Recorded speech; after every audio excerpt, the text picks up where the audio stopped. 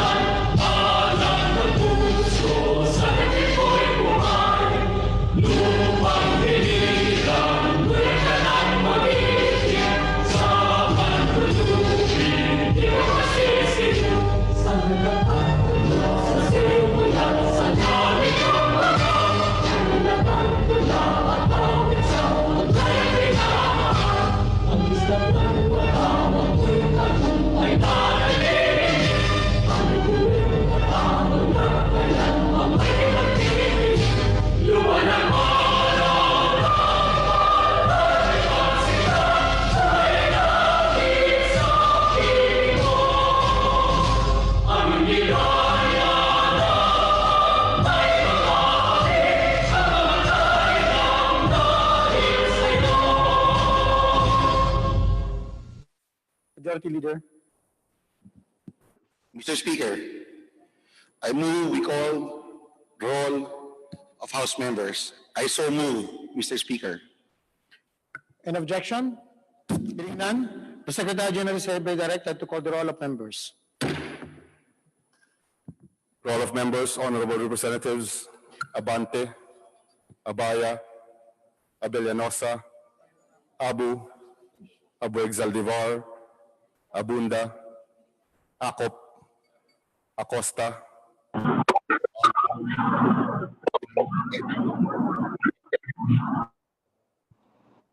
Garao, Aglipay, Aguinaldo, Albano, Almario, Alonte, Alvarez Franz, Alvarez Genaro, Alvarez Pantaleon, Amante Matba, Amatong, Andaya, Angara, Aragones, Arbison, Arenas, Arroyo, Atienza, Aumentado, Babasa, Bagatsing, Balindong, Banyas Nograles, Barba, Barbers, Baronda, Barzaga, Bascug, Bautista, Bautista Bandigan, Belmonte, Benitez, Bernos, Biazon, Billones, Biron, Bolilla, Bondok, Bordado, Bravo,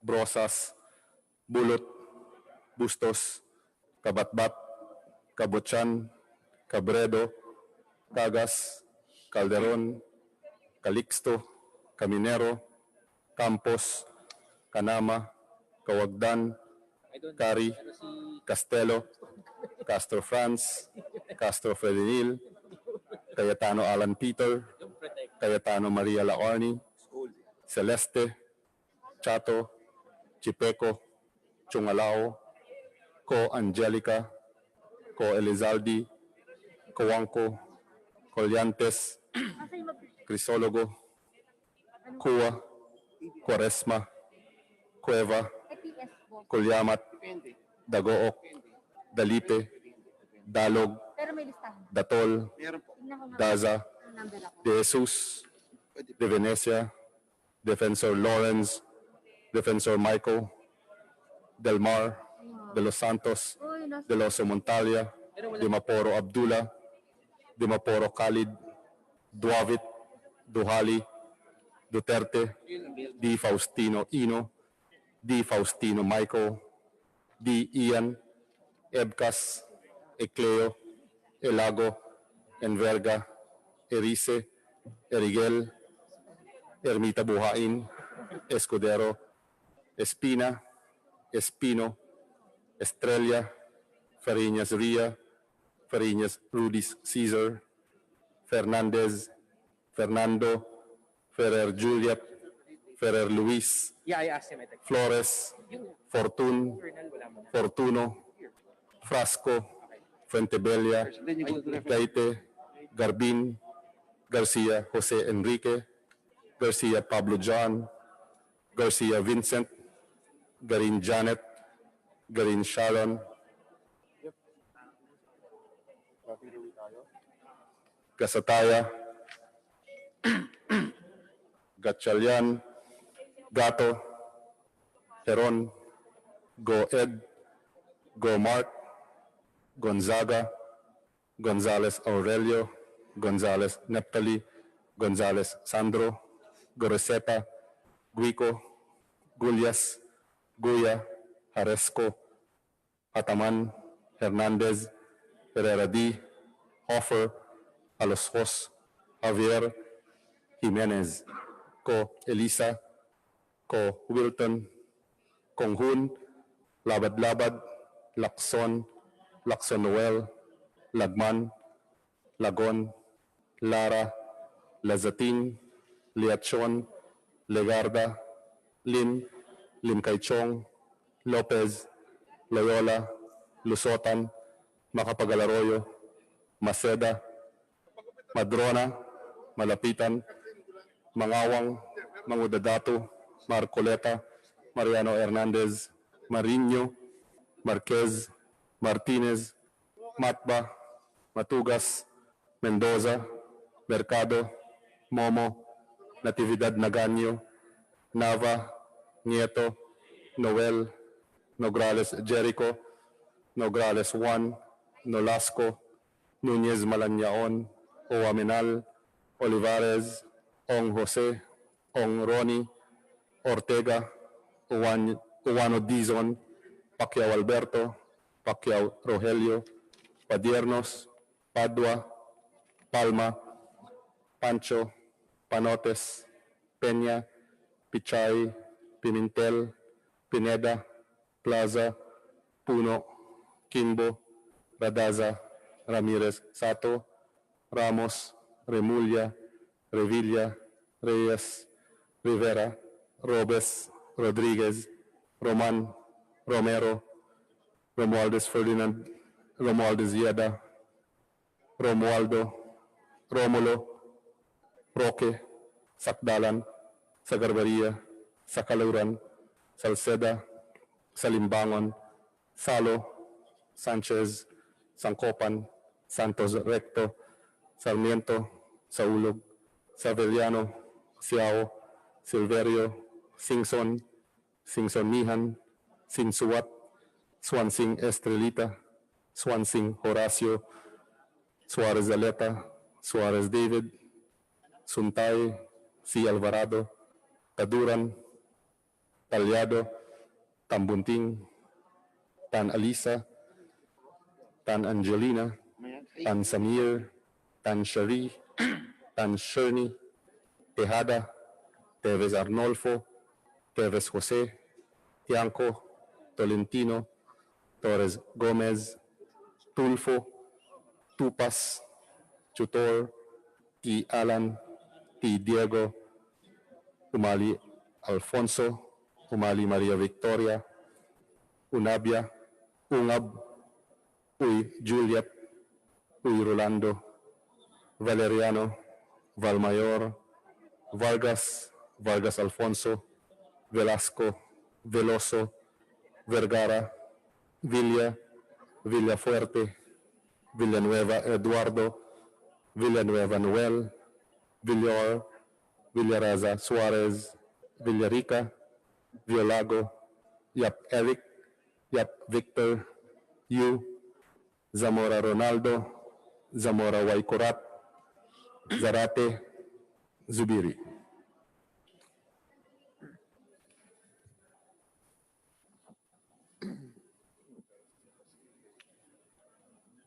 Mr. Speaker, the roll call shows that 302 members responded to the call. With 302 members responding to the call, the chair declares the presence of a quorum. Majority Leader. Mr. Speaker, The journal of the previous sessions have been given out to the members of the lower house, giving them enough time to read. With this, Mr. Speaker, I move that we dispense with the reading of the journal. I so move, Mr. Speaker. Any objection? The chair is none. Reading of the journal is dispensed. Majority Leader. Mr. Speaker, I move that we approve the journal number 56 dated May 11, 12, and 13, 2020. I so move, Mr. Speaker. Any objection? The chair is none. Journal 56, dated May 11 to 13 is now approved. Majority Leader. Mr. Speaker, I move that we proceed with the reference of business and request that the Secretary General be directed to read the titles of bills and resolutions on first reading as well as communications and committee reports. So moved, Mr. Speaker. Any objection? The chair is none. The Secretary General is hereby directed to read the title of bills, resolutions on first reading for referral to appropriate committees.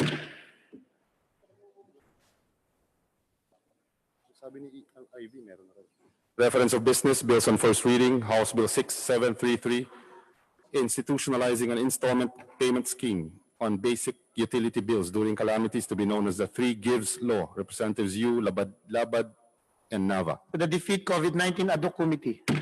House Bill 6734, institutionalizing the Adopt a Poor Household Program. Representative Subiri. To the Defeat COVID-19 Ad hoc Committee. House Bill 6735, establishing the Philippine Marine Corps. Representatives Farinas Ria and Farinas Rudy To Cesar. the Committee on National Defense and Security.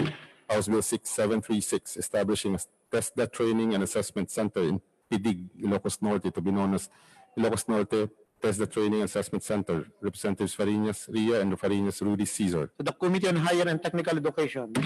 House Bill 6737, designating security guards of duly accredited agencies as agents of persons and authorities while engaged in the performance of official duties. Representative Kabuchan. To the Committee on Public Order and Safety.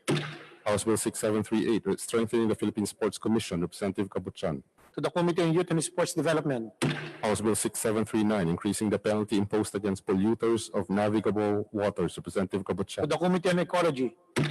House Bill 6740, regulating the practice of agricultural profession in the Philippines, creating for the purpose a professional regulatory board for agriculturists. Representative Kabuchan. The Committee on Civil Service and Professional Regulation. House Bill 6741, mandating the establishment and maintenance of a rainwater harvesting facility in all institutional, commercial, and residential development projects in Metro Manila. Representative Kabuchan. To the Committee on Public Works and Highways. House Bill 6742, establishing a rewards for information concerning terrorism program. Representative Kabuchan. To the Committee on Public Order and Safety.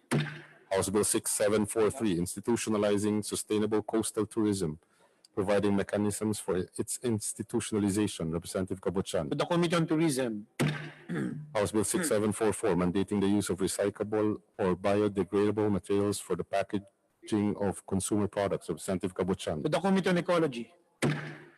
House Bill 6745, authorizing the DA to regulate farm gate prices for agriculture and fisheries products. Representative Barba. To the Committee on Agriculture and Food. House Bill 6746, strengthening the national preparedness and response to public health emergencies.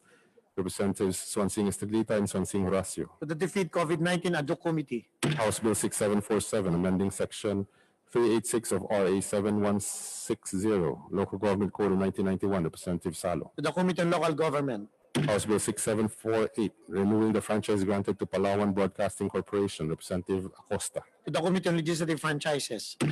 Resolutions, House Resolution 862, appealing to His Excellency Rodrigo Roa Duterte and the PhilHealth to suspend the implementation of PhilHealth Circular Number 2019-0009, which took effect 7 December 2019. Representative Robes. To the Committee on Health.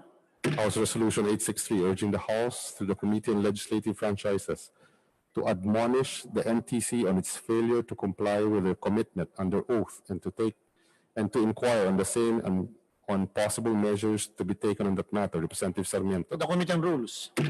House Resolution 864, urging the DOH to prioritize, hasten, and facilitate the accreditation of Cagayan Valley Medical Center as licensed COVID-19 testing center in all government tertiary hospitals in the country. Representative Lara. To the Defeat COVID-19 Ad hoc Committee. House Resolution 865, expressing profound sympathy and sincere condolences of the House on the demise of filmmaker Peque Galiaga. Representative Olivares. To the Committee on Rules. House Resolution 866, directing the House Committees on Women and Gender Equality and Welfare of Children to investigate on the rising cases of state-sponsored violence and abuse against women, children, and the LGBTQ+, since the implementation of the ECQ, and to recommend measures to ensure their protection during the period of COVID-19 pandemic. Representatives Brosas, Zarate, Colyamat, Gaite, Castro Franz, Ilago. To the Committee on Rules. House Resolution 867, urging the DSWD to ensure the transparent and equitable implementation of the second tranche of the Emergency Subsidy Program. Representative Abellanosa. To the Defeat COVID-19 Ad hoc Committee. House Resolution 868, expressing the sense of the House that the national government prioritize the funding of economic recovery health measures to protect the people from COVID-19 and social services program. Representatives Brosas, Zarate, Colyamat, Gaite, Castro Franz, and Elago. To the Defeat COVID-19 Ad hoc Committee. House Resolution 869, expressing profound sympathy and violence and condolences of the House on the death of veteran filmmaker and Philippine film industry icon Maurice Ruiz Lozuriaga Galiaga, otherwise known as Peque Galiaga, and honoring his legacy. Representative Gasataya. To the Committee on Rules.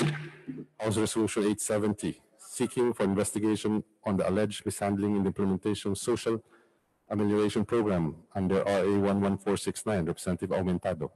To the Committee on Rules. House Resolution 871, directing the Committees on Human Rights and Agrarian Reform to jointly inquire on the illegal mass arrest of 6 farmers under the Samahan ng mga Magsasaka sa Coral ni Lopez on May 9, 2020. Representatives Colyamat, Zarate, Gaite, Brosas, Castro Franz, and Elago. To the Committee on Rules. House Resolution 872, urging the House to defeat COVID Ad hoc Committee to empower barangays through improved grassroots mapping for more efficient social amelioration programs, implementation, accountability. Representative Sarmiento. To the Defeat COVID-19 Ad hoc Committee. House Resolution 873, urging Secretary Arthur P. Togade to establish rules strictly requiring all common carriers involved in inter-island transport of passengers to prepare and record detailed seat plans of the passengers during the entire course of the transit. Representative Gasataya. To the Committee on Transportation. House Resolution 874, urging the DILG Secretary as the Vice Chairman for Preparedness of the NDRRMC to direct all LGUs to prepare their evacuation centers consistent with the pertinent DOH COVID-19 guidelines. Representative Salo. To the Defeat COVID-19 Ad hoc Committee. Committee reports. Report numbers 303 to 307 of the Committees on Health and Appropriations on House Bill numbers 6727 to 6731. To the Committee on Rules. Majority Leader. Mr. Speaker, last Wednesday, May 13, 2020, House Bill number 6732 was reported to the Committee on Rules on first reading and was subsequently approved on second reading on the same day. Records show that the House have in the past made use of the same procedure, and that, in fact, one of the bills on the 10th Congress was actually enacted into law. And however, due to request of our members who wish to make some additional interpellations and amendments, possible amendments on the bill, let me make this of record, Mr. Speaker, that at any time the House can approve this bill, House Bill number 6732 on third reading, but because of the insistence of our colleagues to interpolate further on the matter, I move that we reconsider approval on second reading of House Bill number 6732. Any objection? The chair is none. The reconsideration on approval of on second reading of House Bill 6732 is hereby approved. Mr. Speaker, I also move that we reconsider the termination of the period of amendments. Any objection? Hearing none, the period of the termination of period of amendments being considered. Likewise, Mr. Leader. Speaker, I move that we reconsider the termination of the period of sponsorship and debate. Any objection? The chair is none. The termination of period of sponsorship and debate is approved. Mr. Speaker, Consideration of termination. I move that we reconsider House Bill number 6732 and open the period of interpellation. Any objection?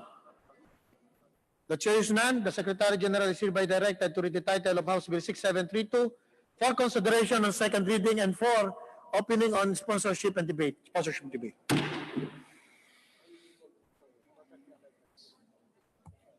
House Bill number 6732, entitled An Act Granting the ABS-CBN Corporation a franchise to construct, install, operate, and maintain radio and television broadcasting stations in the Philippines and for other purposes.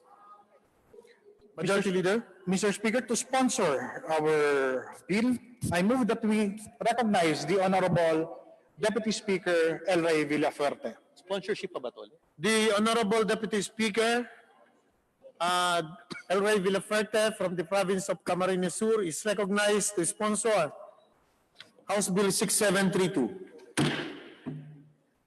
Mr. Speaker, first to interpolate on the House Bill number 6732, I move that we recognize the Honorable Ed Salagman of the 1st District of Albay. So move, Mr. Speaker. The Honorable Edsel Silagmay from the 1st District of Albay is recognized to interpolate the sponsor.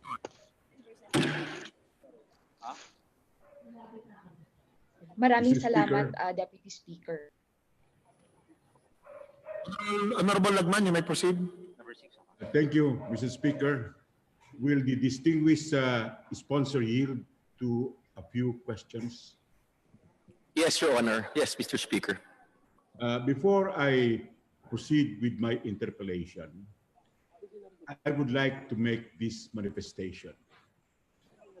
I truly welcome the decision of the House leadership to reconsider the approval on second reading of House Bill 6732 in order to afford the members of the House or the House itself to cleanse it from some constitutional infirmity.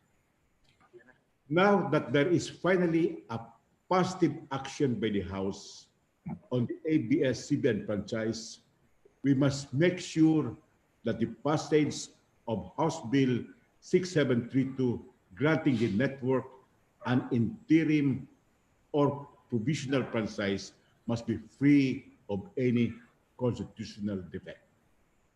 Exigency or even good motives cannot excuse or validate the repetition of an unconstitutional act or procedure.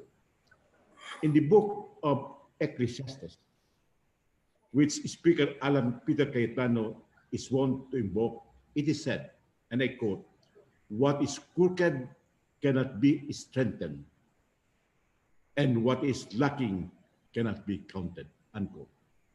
Consequently, no amount of purported or actual passage of some bills in the past on first and second readings on the same day will constitute an unassailable precedent in violation of the Constitution. The Constitution under Section 26, Paragraph 2 of Article 6 unequivocally provides that no bill, and I quote, "shall become a law unless it has passed 3 readings on separate days, unless the President certifies to the necessity of its immediate enactment to meet a public calamity or emergency." This provision is restated almost verbatim in Section 58 of Rule 10 of the Rules of the House. House Bill number 6732, whose enactment was not certified as urgent by President Rodrigo Duterte, was passed on first and second readings on the same day, May 13, 2020, in violation of the said constitutional requirement. The only timely and viable solution to save HB 6732 from constitutional infirmity is to reconsider its approval last May 13, 2020, so that it could be passed validly today, May 18, 2020, or a subsequent day, which is a separate session day, consistent with the requirement of the Constitution.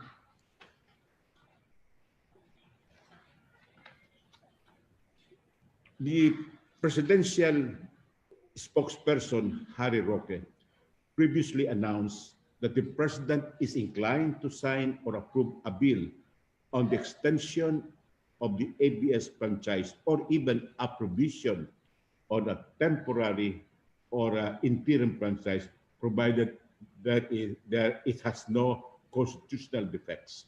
Consequently, Mr. Speaker, distinguished colleagues, there is need to remove any cloud of doubt on the constitutionality of the passage of House Bill number 6732 to foreclose any reason for a presidential veto. Another ground for reconsideration is to enable the plenary to reopen the period of amendments to accommodate a longer effectivity of the provisional franchise for at least 1 year or sometime up to July 2021, as suggested by some senators. This compromise will preclude a lengthy and contentious bicameral conference which may derail the enactment of the provisional franchise and prolong the closure of ABS-CBN. Mr. Speaker, may we know from the distinguished sponsor, the Honorable El Rey Villafuerte, whether he agrees that the constitutional provision, which is Section 26, paragraph 2, Article 6, is unequivocal when it says that no bill shall become a law unless it has passed 3 readings on separate days. Thank you, Mr. Speaker. Thank you, distinguished gentleman from Albay. While I totally respect the legal opinion of one of our most senior members of the House, I feel, and my stand is, the procedures that happened in the passage of the first and second reading is constitutional. It's not defective for the following reasons. First, it has due precedence. During the 10th Congress, House Joint Resolution 011 approving the transfer of the controlling interest in the stock holdings of the Multimedia Telephony Inc. was taken up on first and second reading on the same day. Likewise, in the 10th Congress, House Joint Resolution 15, creating a congressional commission to review and assess the state of Philippine labor in the light of the implementation of the Manila Action Plan, was taken up the first and second reading on December 2, 1996, the same day, Your Honors. Another precedence was on the 10th Congress, House Joint Resolution 21, foregoing the immediate requirement of publication of infrastructure and other projects, programs, and activities before their funds can be released for implementation, was taken up on first and second reading on the same day, which was on May 22, 1997.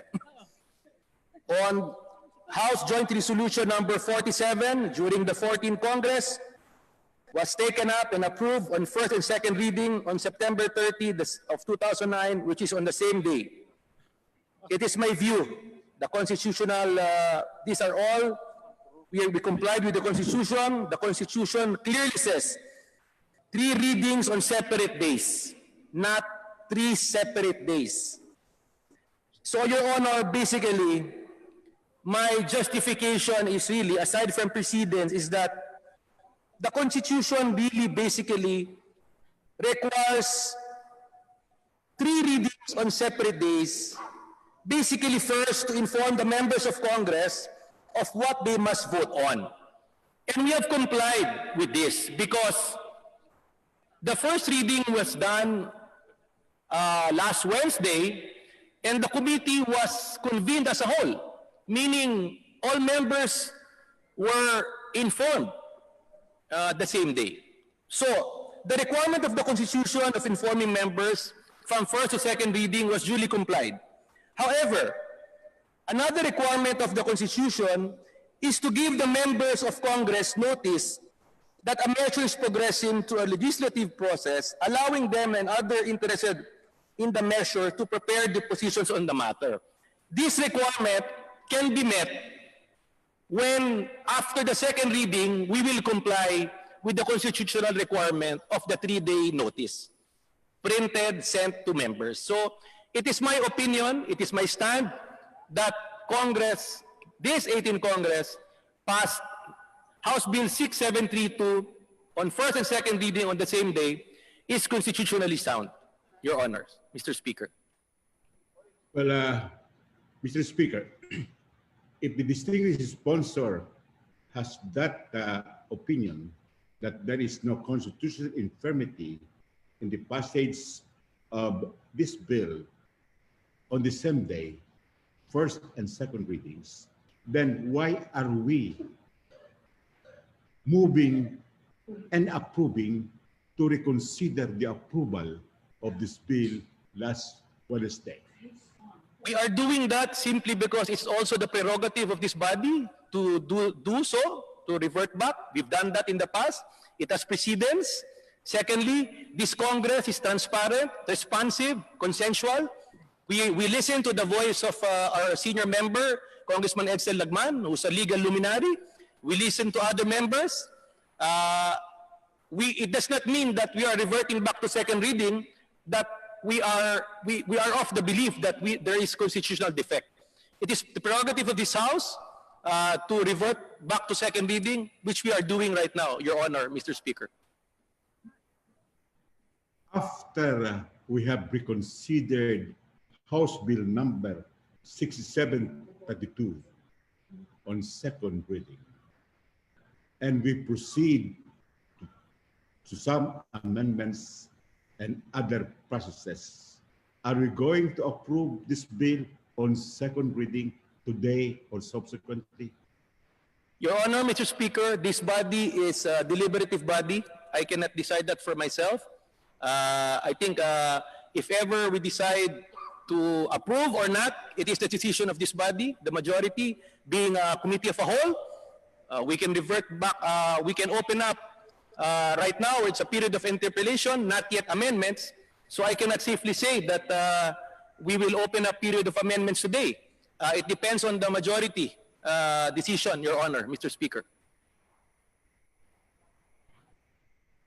Well, I'm asking the distinguished sponsor for his personal opinion. After reconsidering the approval on second reading of House Bill 6732, are we going to approve the same on second reading anytime today or on subsequent days after amendments have been already effected?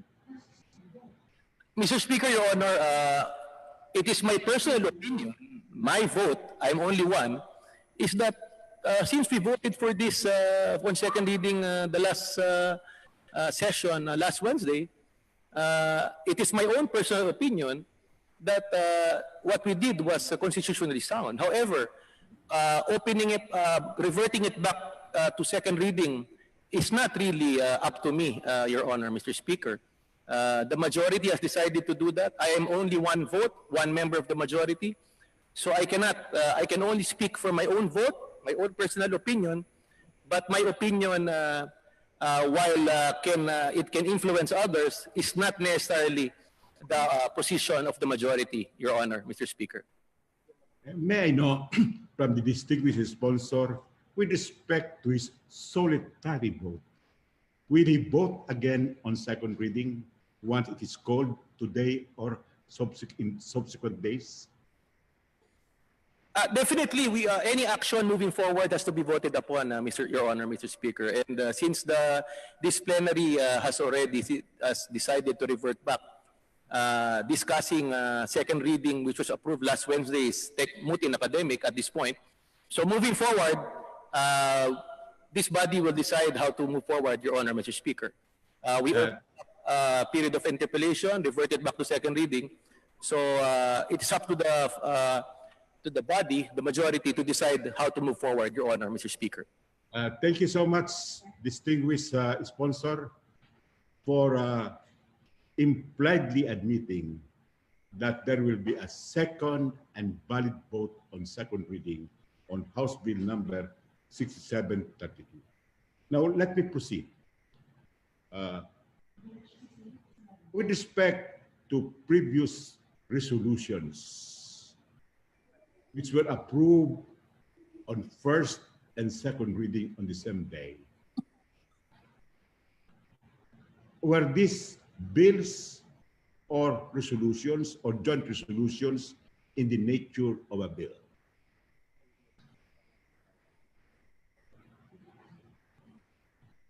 Mr. Speaker, may we request the distinguished gentleman from Albay to kindly repeat the question, Mr. Speaker? The distinguished sponsor recited or enumerated or cited a number of measures which were approved on first and second reading on the same day. May I know whether these measures are bills presented to the plenary? As far as I know, Your Honor, they were presented in plenary, Your Honor. And one of the precedents I mentioned was during the 14th Congress. If I'm not mistaken, the Honorable Congressman Edsel Lagman was a congressman in the 14th Congress. If I may refresh, House Joint Resolution number 47, mandating government financial institutions to suspend loan payments and condone penalties and interest of borrowers who were victims of Typhoon Ondoy. This was taken up, Mr. Speaker, on first and second reading on September 30, 2009. Your Honor, the distinguished gentleman from Albay, if I'm not mistaken, was a member of the 14th Congress, Your Honor. Mr. Speaker. Mr. Speaker, what I was asking is whether there were measures in the past which were bills and passed on first and second reading on the same day. Because what is being mentioned by the distinguished sponsor are resolutions. The Constitution talks about bills, not resolutions. Yes, Your Honor. Because these joint resolutions were deliberated on and passed by the House of Representatives prior to the decision of the Supreme Court in the case Ang-Nars versus Executive Secretary. So, and benefits from the doctrine of operative law. And these were eventually approved by the President, continue to be treated as law. So, prior to the decision of the Supreme Court, House resolutions were actually amending laws and were treated to be bills. But in this case, due to the recent decision of the Supreme Court, it is changed, but the precedence was still there, meaning the resolution was approved, became into law, first and second reading on the same day, Your Honor, Mr. Speaker. And the House rules continue to accord the same treatment to bills and resolutions and bills and joint resolutions interchangeably.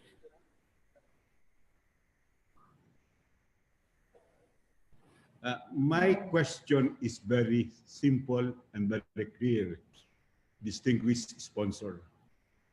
In the measures which you mentioned, which were approved on the same day, on first and second reading, was there any bill included in those measures? Your Honor, Mr. Speaker, all of them, the three precedents mentioned in the 10th Congress were House joint resolutions.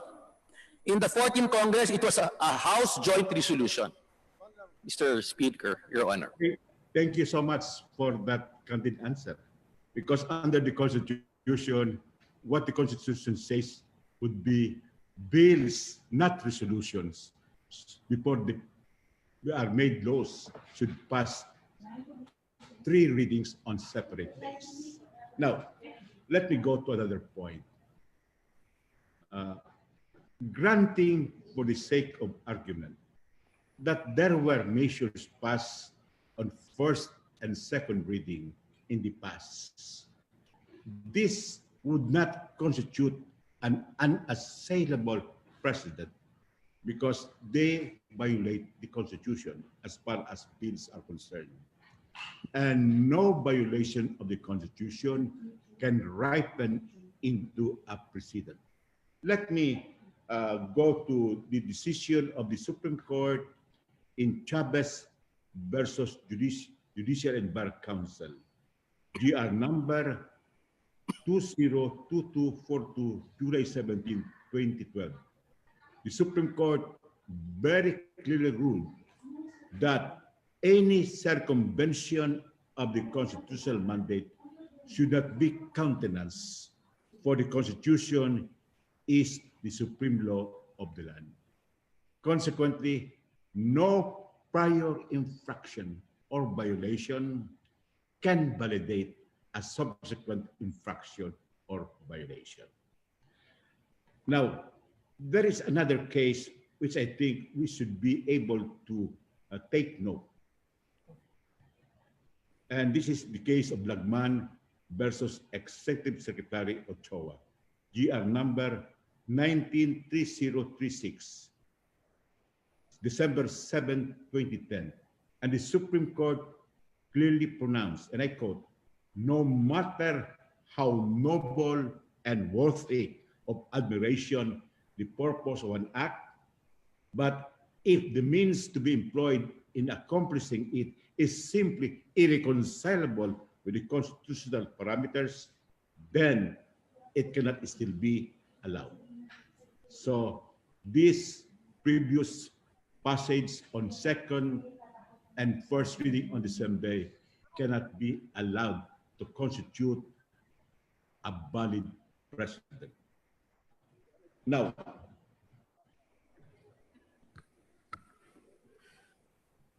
in this reopening or reconsideration of the approval on second reading, With due respect to the Honorable Representative from the First District of Albay, I think we should now proceed to, your question should proceed to the bill itself, to House Bill 6732. Mutin academic na po tayo doon sa pinag-uusapan natin tungkol sa constitutionality ng approval on second reading, first and second reading on the same day.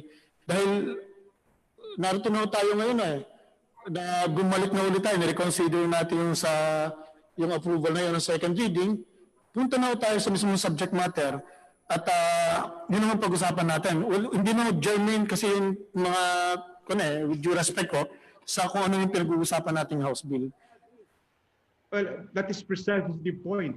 That is why I am belaboring this, because no less than the sponsor is saying that there has been no violation of the 3 readings on separate days rule under the Constitution. But in any event, his answers would impliedly say that there was such a violation.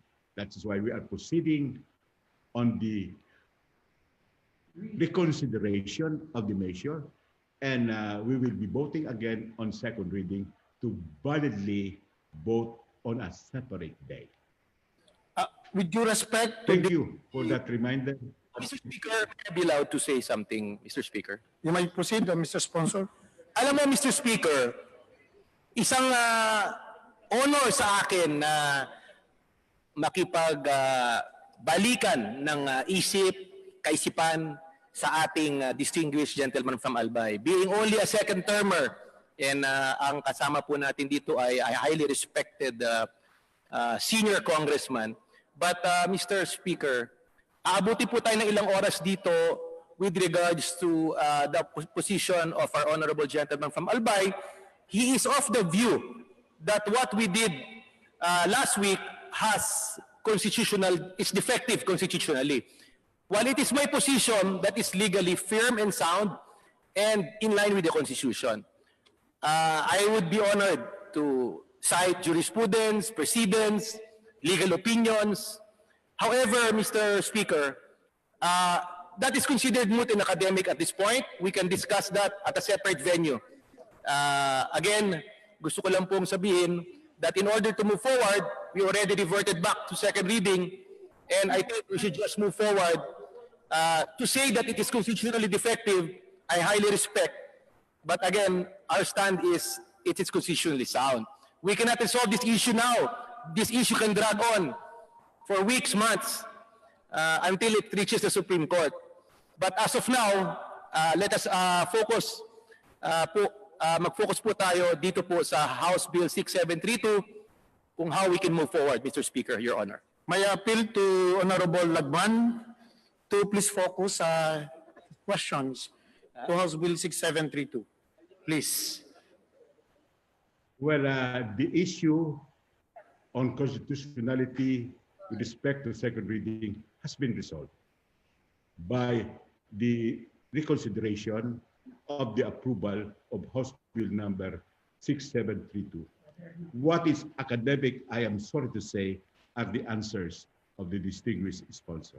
So let me proceed. What possible amendments would the distinguished sponsor accept with respect to this pending bill, Your Honor? Mr. Speaker, Your Honor, the reason why we are reverting back to second reading is not just because of questions on constitutionality. What we want to do this Congress is to be relevant, responsible, transparent, and open. Since marami pong marami pang amendments na maraming gusto mag-interpolate na hindi po nakapag-interpolate, nakapropose ng amendment during the last hearing, these are also one of the reasons why we're reverting back. So transparency po, due process, fairness is the main reason, not because there's question of constitutionality. With regard to the question of the distinguished gentleman from Albay, kung anong possible amendments, all amendments are free to be heard. All amendments will be heard at this point in time. However, with regards to approving them, again, it is for the body to decide. And ako po, as a sponsor of 6732, I'm willing to listen to whatever amendments any member of Congress this August Hall is willing to throw at us. Thank you, Mr. Speaker, Your Honor. Oh, I will leave to the members of the House their respective amendments.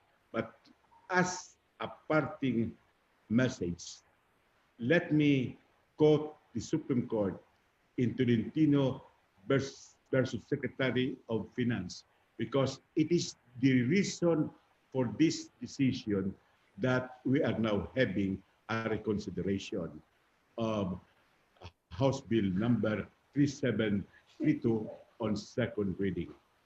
The rules, the decision says this constitutional requirement of, quote, 3 readings on separate days, unquote, has twofold purpose.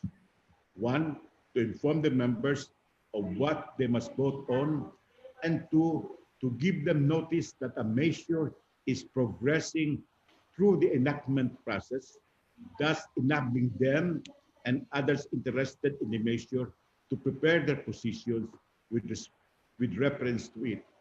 And I am really thankful to the House leadership for reopening the period of amendments, for reconsidering the approval on second reading, to give efficacy to this twofold purpose, because there are some members who would like to introduce their amendments. Thank you for this opportunity, Mr. Speaker, distinguished colleague. Thank you, Mr. Speaker. Thank you, distinguished honorable gentleman from Albay. Just as a response, I would also like to quote a Supreme Court decision in Danilo Paras versus Comelec, GR number 123169, November 4, 1996. It stated that we admonish against a too literal reading of the law, as this is apt to constrict rather than fulfill its purpose and defeat the intention of its authors. That intention is usually found not in the letter that killeth, but in the spirit that vivifieth. The spirit, rather than the letter of the law, determines its construction. Hence, a statute, as in this case, must be read according to its spirit and intent. Thank you, Mr. Speaker. Thank you, Your Honor.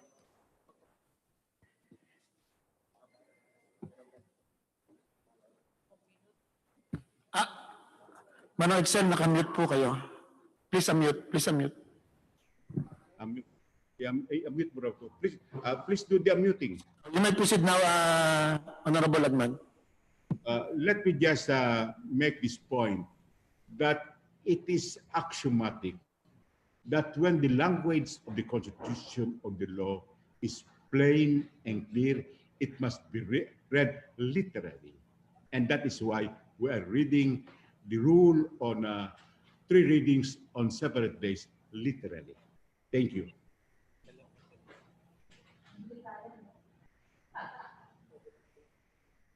Mr. Speaker, just to add, a simple reading of the constitutional provision shows that it can yield to a more liberal interpretation that respects the discretion and rule-making power of the House.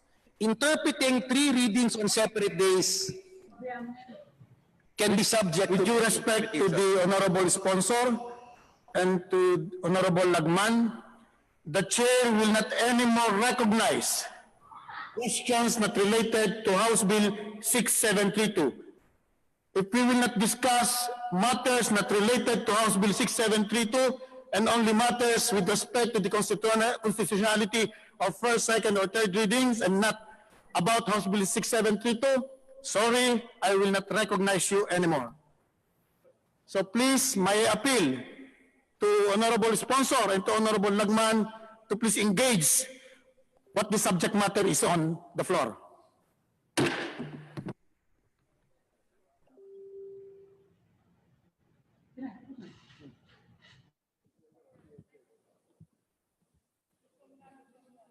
Mr. Speaker, I'm ready to accept any more... Please proceed, Honorable Lagman, for questions related to House Bill 6732.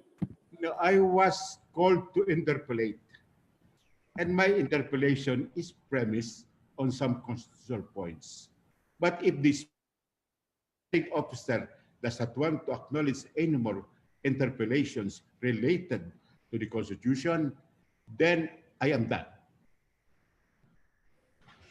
Thank you, Honorable Lagman.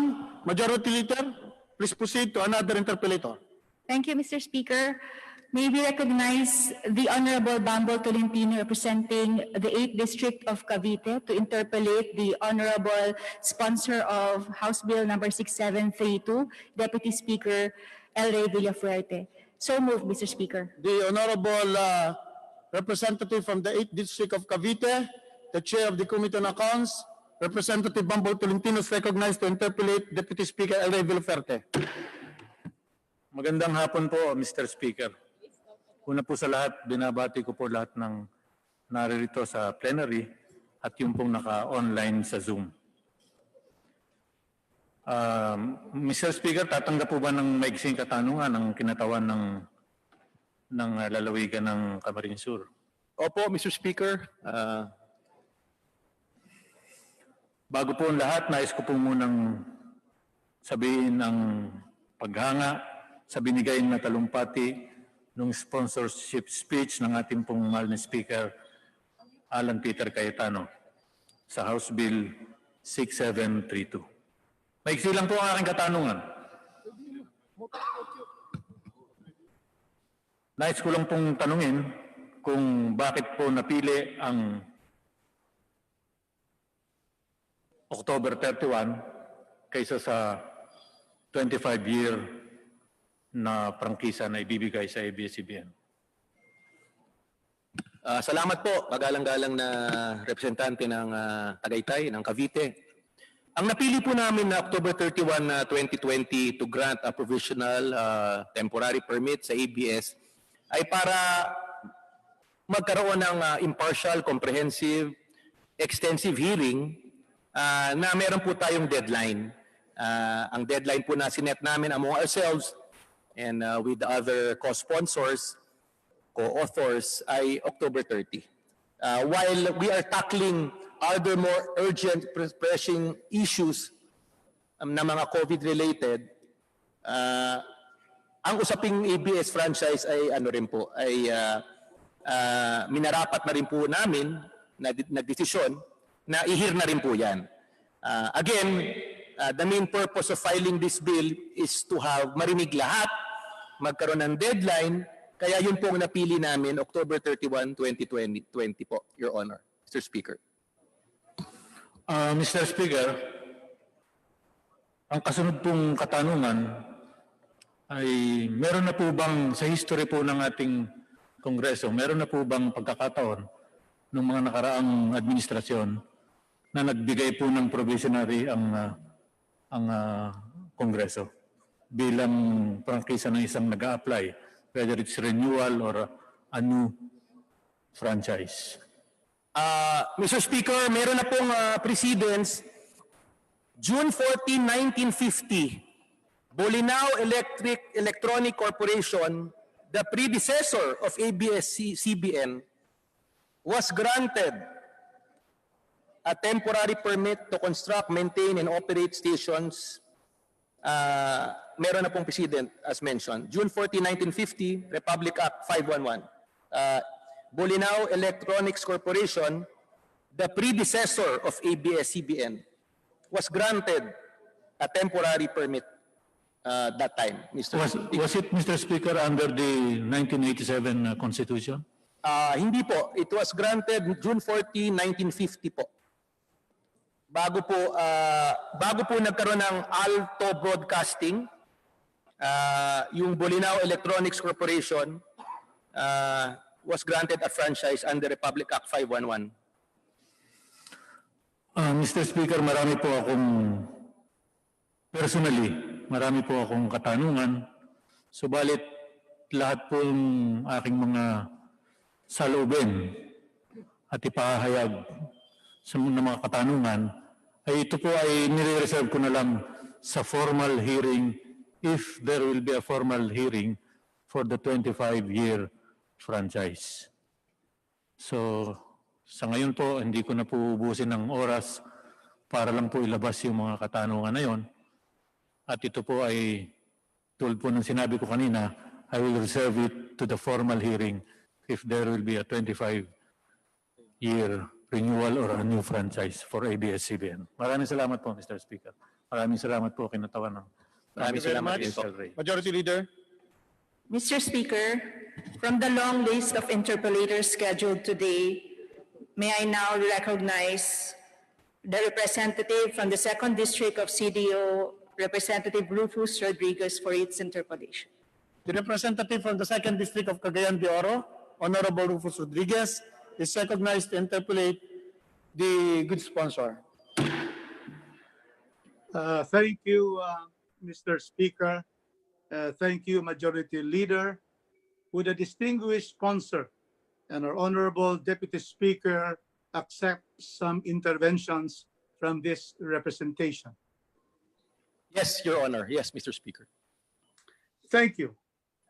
First of all, let me thank the leadership, the Speaker, Alan Peter Cayetano, and our Majority Leader, Martin Romualdez, for reconsidering the approval of the House Bill 6732, which was approved last Wednesday, and reconsidering it to go back to the floor for deliberations and then the period of amendments. So my thanks to our House leadership.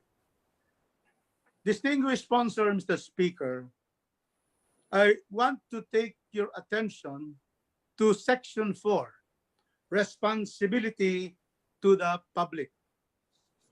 Second paragraph of which states that public service time referred herein, because this was referred in the first paragraph, shall be equivalent to 10% of the paid commercials or advertisements which shall be allocated based on need to the executive, legislative, judiciary, constitutional, commission, and the international humanitarian organizations, provided that the NTC shall increase the public service time in case of emergency or calamity, period.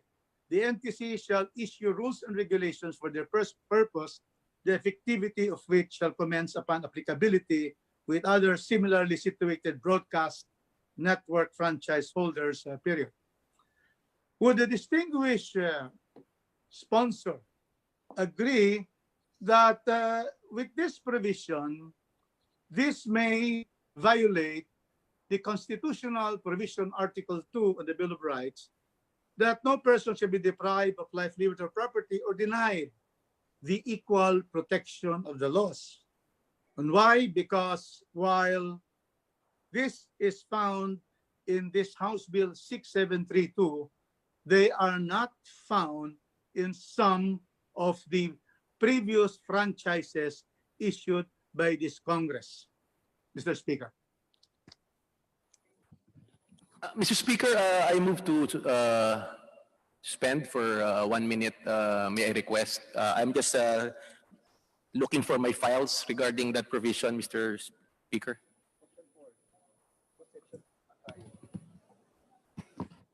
Mr. Speaker, move to suspend the proceedings.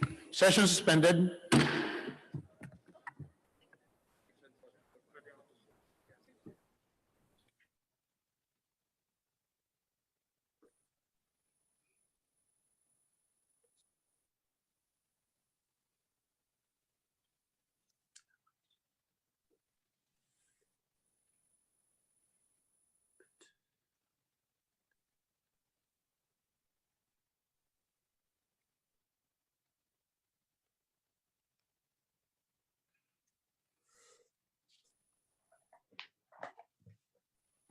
Mr. Speaker, Session resumed. move that we recognize one of these proponents of the House bill, our Honorable Speaker, Alan Peter Cayetano. So move, Mr. Speaker. The Speaker of the House of Representatives is recognized to answer the query of Honorable Rodriguez. Thank you, Mr. Speaker, and it'll be a privilege to discuss with a legal luminary, the Honorable Rufus Rodriguez, the said provision. May I just anchor the answer to his inquiry to the present COVID-19 or the new coronavirus crisis. Even before said crisis, we have recognized that a franchise for a corporation that will be broadcasting will be using public airwaves. So pag ginamit nyo yung airwaves ng publiko at libre tong franchise na to, no?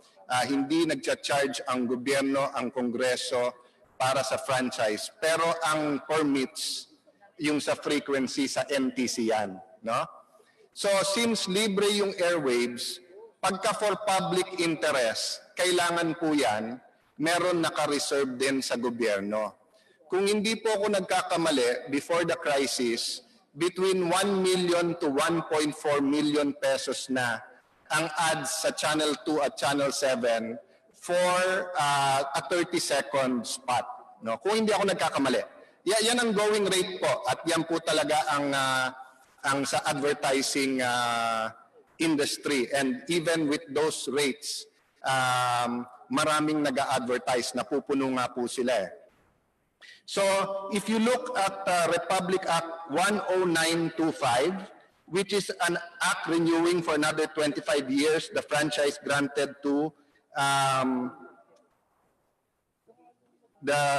granting the Republic Broadcasting System Inc. a franchise to construct, install, and operate, maintain radio station, television in the Philippines, or otherwise po, ito po yung sa Channel 7, makikita nyo po sa Section 4, Responsibility to the Public. The grantee shall provide free of charge adequate public service time which is reasonable and sufficient to enable the government through broadcasting station or franchise the grantee to reach the pertinent population or portions thereof important public issues and relay important public announcement and warning as necessary. Urgency or law may require. Provided at all times, sound and balanced programming promote the public participation, assist in the function of public information and education, conform to ethics of honest enterprise, promote audience sensibility and empowerment through but not limited to, closed caption, and not use its station or facilities for broadcasting obscene and indecent language, speech, or scene, or for the dissemination of deliberately false information or willful misrepresentation to the detriment of the public or to incite, encourage, or assist in subversive or treasonable acts. Ito po yung importanteng portion. No? Sa second paragraph, public service time referred herein shall be equivalent to 10% of the paid commercials or advertisements which shall be allocated based on need to the executive, legislative, judiciary, constitutional commissions, and international humanitarian organizations duly recognized by the statute, provided that the NTC shall increase the public time in case of emergency or calamity. The NTC shall issue rules and regulations for this purpose, the effectivity of which shall commence upon applicability with other similar situated broadcast network franchise holders. I happen to be, Mr. Speaker, in the Senate during this time. So yung huling provision po, unfair kasi sa Channel 7 or sa other channels kung 10% of advertisement paid for will be free sa government, tapos sa iba, hindi. And we knew that ABS-CBN was expiring in 2020. No? Kung ako tatanungin, mas gusto ko sanang i-amend noong 2017 yung sa ABS para ang gobyerno ay meron ng 10%. But let me give you a concrete example. No? Hindi ito eksaktong example kasi meron regulations ang DOH about advertising of halimbawa milk products for infants. No? But for example, kung walang pagbabawal sa advertising at nag-a-advertise ang mga milk companies for infants, paano naman masasabi ng gobyerno o anong laban ng gobyerno kung on prime time ang gaganda ng mga ads? Paano masasabi ng DOH na breastfeeding is still best for both the child and the mother? Diba? But if you give them a 10% allocation, the DOH can do that. Diba? So if may advertising about moving to the city and so much build and building condos, houses, etc. Pero ngayon may balik probinsya program. Pero hindi naman alam ng tao na kasama sa balik probinsya program yung pondong ilalagay sa agriculture, yung mga schools na gagawin, yung mga ospital na gagawin sa kanilang probinsya. Ang tingin pa rin ng tao, walang trabaho sa kanilang probinsya. So this is actually an equalizer provision. So if we do not put this in the ABS-CBN franchise, whether it's for a temporary or a 25-year franchise, hindi ma-operationalize yung sa ibang mga channels. So I'm hoping whatever our decision is, let me again reiterate, I am not making a stand at this point in time whether I am for or against the ABS-CBN 25-year-old franchise. I am for a hearing. Makinig muna tayo sa mga allegations against them. But regardless whether we grant or not, it is good law to have this provision that gives government 10% of the advertising time that is sold. Kasi mahirap naman po na pagbabayarin pa natin ang gobyerno ng 1 million, 1.4 million for 30 seconds, yung airwaves naman ginagamit niya. So maybe the other question, the opposite, no? Why only 10%? Why not 20%? Why not 50%? Why not 90%? Because po these private corporations pour in very big capital to be able to broadcast nationwide. And there is so much corporate responsibility in everything they do. So if we go beyond 10%, tingin po natin, maapektuhan naman yung kanilang pag-i-invest sa kumpanya nila para makapag-broadcast.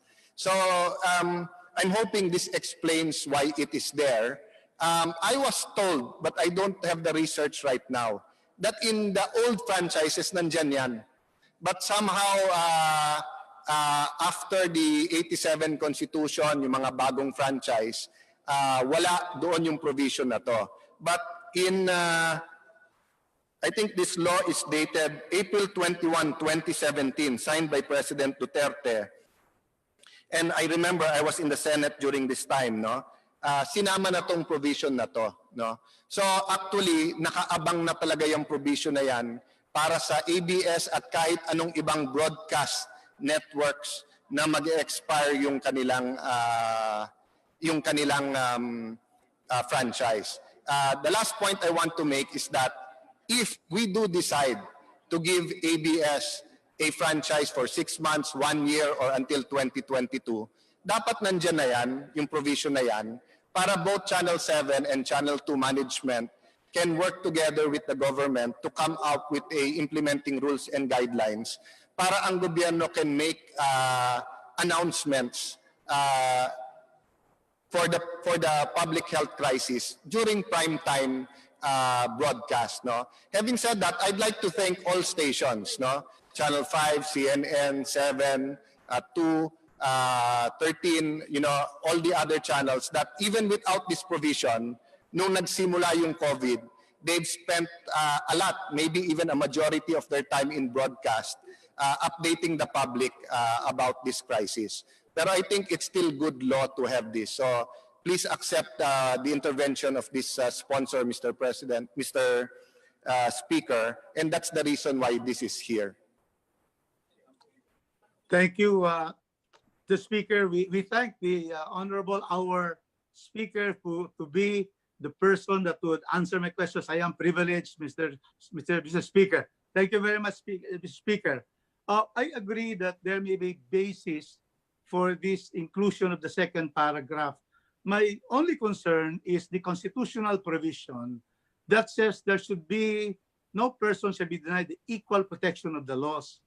You have cited GMA 7 having the second paragraph, but I can cite right now on the 17th Congress, even later than the GMA 7 franchise, there were franchises issued by Congress that do not have this second paragraph. And these are, for example, Republic Act 11339, franchise granted to the Cebu Broadcasting Company. It lapsed into law April 27, 2019, and it has no second paragraph.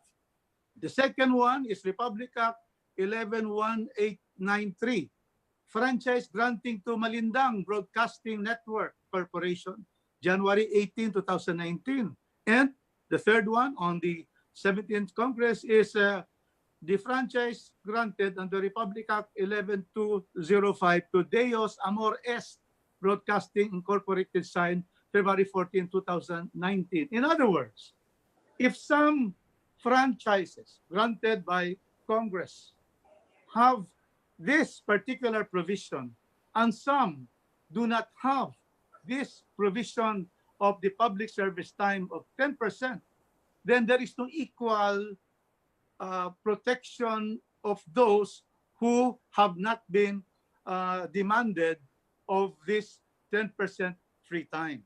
In other words, the issue here is the constitutionality for being unequal. As we have seen, we have 3 bills already on 17 Congress, no second paragraph. They are not required to give 10%. For after all, really, the regular form of these franchises that we have, and so many have been given in the 16th Congress. We have another, I can cite another 3 more, which is Republic Act 10793, Radio Veritas Global Broadcasting, no second paragraph. Republic Act 10753, Interactive Broadcast Media, March 2016, no second paragraph. And Republic Act 10818, Radio Mindanao Network, there's no second paragraph. Why? Because Section 4, Paragraph 1, which is the pro forma part of this of the usual franchise given to franchises by Congress, already requires, it says, first paragraph, the grantee shall provide free of charge adequate public service time which is reasonable and sufficient to enable the government through the broadcasting station or facilities of the grantee to reach the pertinent population and on portions thereof on important public issues and relay important announcements and warnings concerning public emergencies and calamities as necessary. So therefore, I am saying, my dear Speaker, that precisely we cannot have a situation where the ABS-CBN franchise, which we're about to grant a temporary franchise, could have this, and GMA 7 could have this, but those at least 6 other broadcast stations do not have do not have the second paragraph. So it will be questionable. The previous ones that were given, like GMA7, there was no question about the fact that it does not comply with the equal protection of the laws. But now that we are into the ABS-CBN, we have really studied this, and we see that there will be an issue of an equal protection of the laws, because while ABS-CBN will have the Section 2, many other franchises are not demanded, are not required to give the 10% public service time. Mr. Speaker and our sponsor. Well, Mr. Speaker, it's very hard to argue with a constitutional law expert, but let me attempt. But let me answer two ways, the legal and the practical. No? In the practical, tama po si Chairman Rufus that meron naman pong provision sa public service. Ang problema, Chairman, in coming up with a guidelines, most of the giant networks will just say, yung public service, doon natin ilagay sa news or babasahin na lang namin. No? But as we know, there is a different segment for the market during lunchtime. No? Iba ang nanonood, mga inanantahan na nanonood doon. Sa teleserye, after the news, prime time, iba din nanonood doon at mas marami. Iba din po ang nanonood ng morning shows. No? So if you have 10% of the advertising, and you can tell them, okay, you have 10 spots on this morning show, 1 out of 10 will be for public service. It will be easier and more pragmatic for government to be able to reach the segments. As you see, nakalagay dito, executive, legislative, judiciary, and also a constitutional commission. So for example, the judiciary wants to explain why justice delayed is justice denied. And it's easiest to coming out with an anecdote or a commercial. Hindi natin pwedeng sabihin, Sir, Mr. Chief Justice or Mr. Spokesman of the Supreme Court, magpa-interview ka na lang o sa news ka na lang. No? So that's the practical side. On the legal side, I think the gentleman from Cagayan de Oro will agree with me that equal protection of the law, the concept says that the law has to be equally applied to those who are similarly situated. In the franchises that you have mentioned, they are either radio, or if they are TV, they are regional or provincial. Because if you look at Channel 5 and Channel 7, the same provision is found there. And I think it's worth arguing that Channel 2, Channel 7, sa ratings po, and then sa reach with Channel 5, are the ones similarly situated. But to the point of the gentleman, I do not mind if our legal minds in this Congress, including our legal, take a second look at it. But if he asked me, rather than taking it out, in case our legal minds say that tama po si Congressman Rufus, dapat lahat ng franchise may ganyang provision. I'd rather that we amend the existing franchises and put it in, no? Rather than take this out, because this is favorable to the government. No one predicted COVID-19 per se. But many people have said in the past, dadating at dadating ang pandemic and dapat handa tayo. Can you imagine if 2, 3, 4, 5 years ago, all of our giant TV networks had this provision? We would have been much more prepared for COVID-19. So I do not want to prolong the argument, Mr. Speaker, because as I said, importante po na magdesisyon ang Kongreso for or against the franchise of ABS-CBN, but mas importante po na yung lives and livelihood, yung pong tinatawag po na adaptation, na yung pong innovation and management of the crisis and the new normal.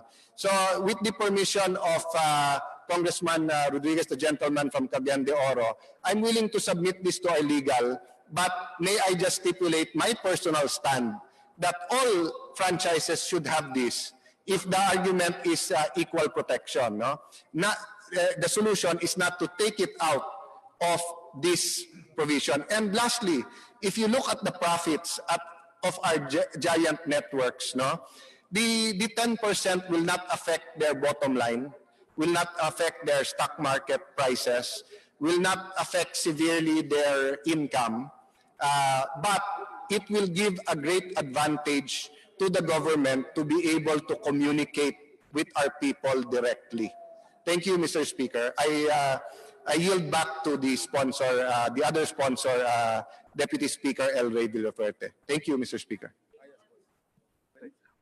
Mr. Speaker, thank you very much to the distinguished speaker and our sponsor for this bill. Then I would like to say that therefore, the way to go into this is to come up with a general law that will make everyone, all of the stations, be required. Because if we do not require some of the broadcast on TV stations, and we require in some, there will be an unequal enforcement, and that will breed a unequal protection of the law. So if there is a general law, then this can be 10%. But my next question, Mr. Speaker, if the Deputy Speaker, Elio Villaferte, will allow me, is now the issue of the second paragraph being an undue delegation of legislative power. And why is that so? Because in this particular section, there is no standard that are set for the NTC to issue its implementing rules and regulations. Delegation of power to the NTC to be able to promulgate rules should have some standards. First question is, it says here, public service time at 10% of the paid commercials or advertisement. What does this mean? What is the policy?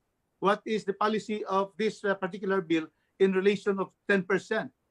Second, how will this be allocated?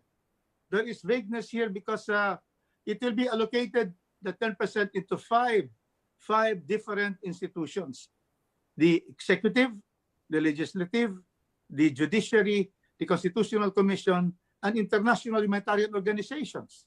So what is the standard for the NTC to allocate this to the different institutions mentioned in this bill? So may we know from our Deputy Speaker if this will not violate the provision, the constitutional requirement of due delegation of legislative power. Thank you. Thank you, Mr. Speaker. Thank you, distinguished gentleman from Cagayan.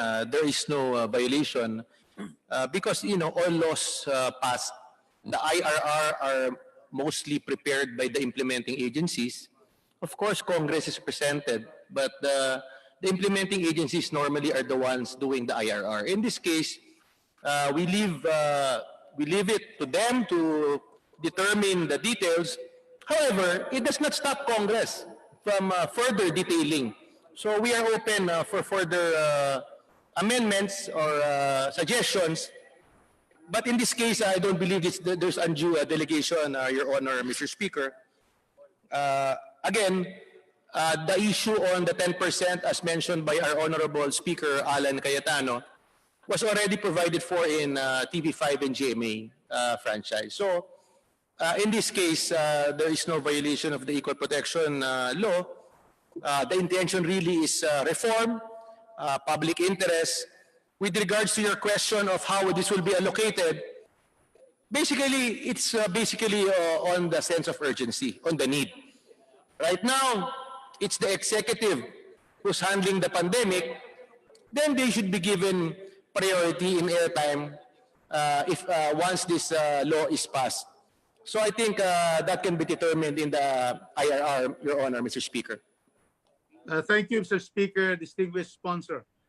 I believe that there has to be more standards to be given instead of having just the NTC just issue the rules and regulations here, because we want to have these legal standards to be set in this particular bill so that it will not arise, that there will not be a location that will rise, that will question this on the other issue of undue delegation of power.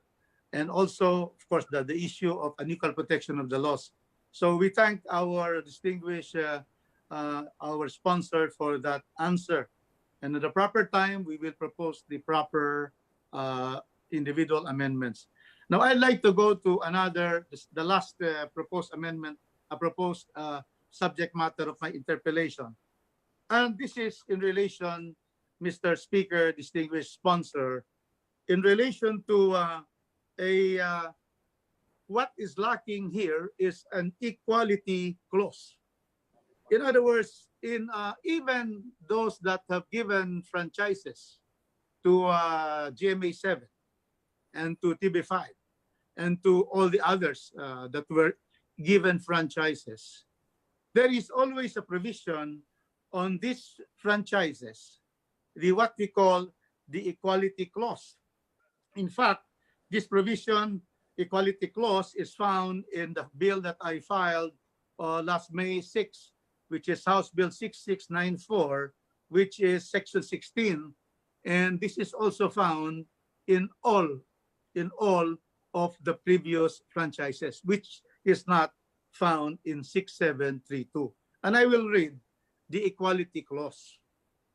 It says, any advantage, favor, privilege, exemption, or immunity granted under existing franchises or which may hereafter be granted for radio and or television broadcasting, upon prior review and approval of Congress shall become part of this franchise and shall be accorded immediately and unconditionally to the herein grantee, provided that the foregoing shall neither apply to nor affect the provisions of the broadcasting franchises concerning territory covered by the franchise, the lifespan of the franchise, or the type of service authorized by the franchise. Provided further that the foregoing shall not apply to the sale, lease, transfer, or grant of usufruct or legislative franchise with prior congressional approval. Would the Deputy Speaker, our sponsor, Mr. Speaker, agree that we should include a provision here in House Bill 6732, an equality clause, which can be placed after Section 12 of House Bill 6732 in between 11 and the other Section 12 on General Broadcast Law, and there will be a new section that will Section 12 equality clause, so that this particular franchise will have the same rights given to ABS-CBN and the same as to those that we have granted exemptions and privileges to the previous franchises that we have granted in Congress, Mr. Speaker. Your Honor, Mr. Speaker, what we want to show the public is this 18th Congress is transparent, open, fair. So we will consider all these proposals at the proper time. The reason why we're conducting hearings is really for everyone to be heard. I'm sure our 300-member Congress, most of them would want to be heard. This is the reason why we opened up, reverted back to second reading, so that the period of interpellation can proceed. We will open up as part of the legislative process. There will become a period of amendments, Your Honor. So we will gladly, right now, all your comments from the distinguished gentleman from Cagayan de Oro are duly noted. Again, we are open. We want to be fair. We want due process in this hearing, especially with regards to ABS and other laws that we want to discuss. Thank you, Your Honor. Thank you, Mr. Speaker. Thank you, Mr. Speaker. Our distinguished sponsor, my thanks to our Speaker, Cayetano, and Deputy Speaker, Elry Villafuerte.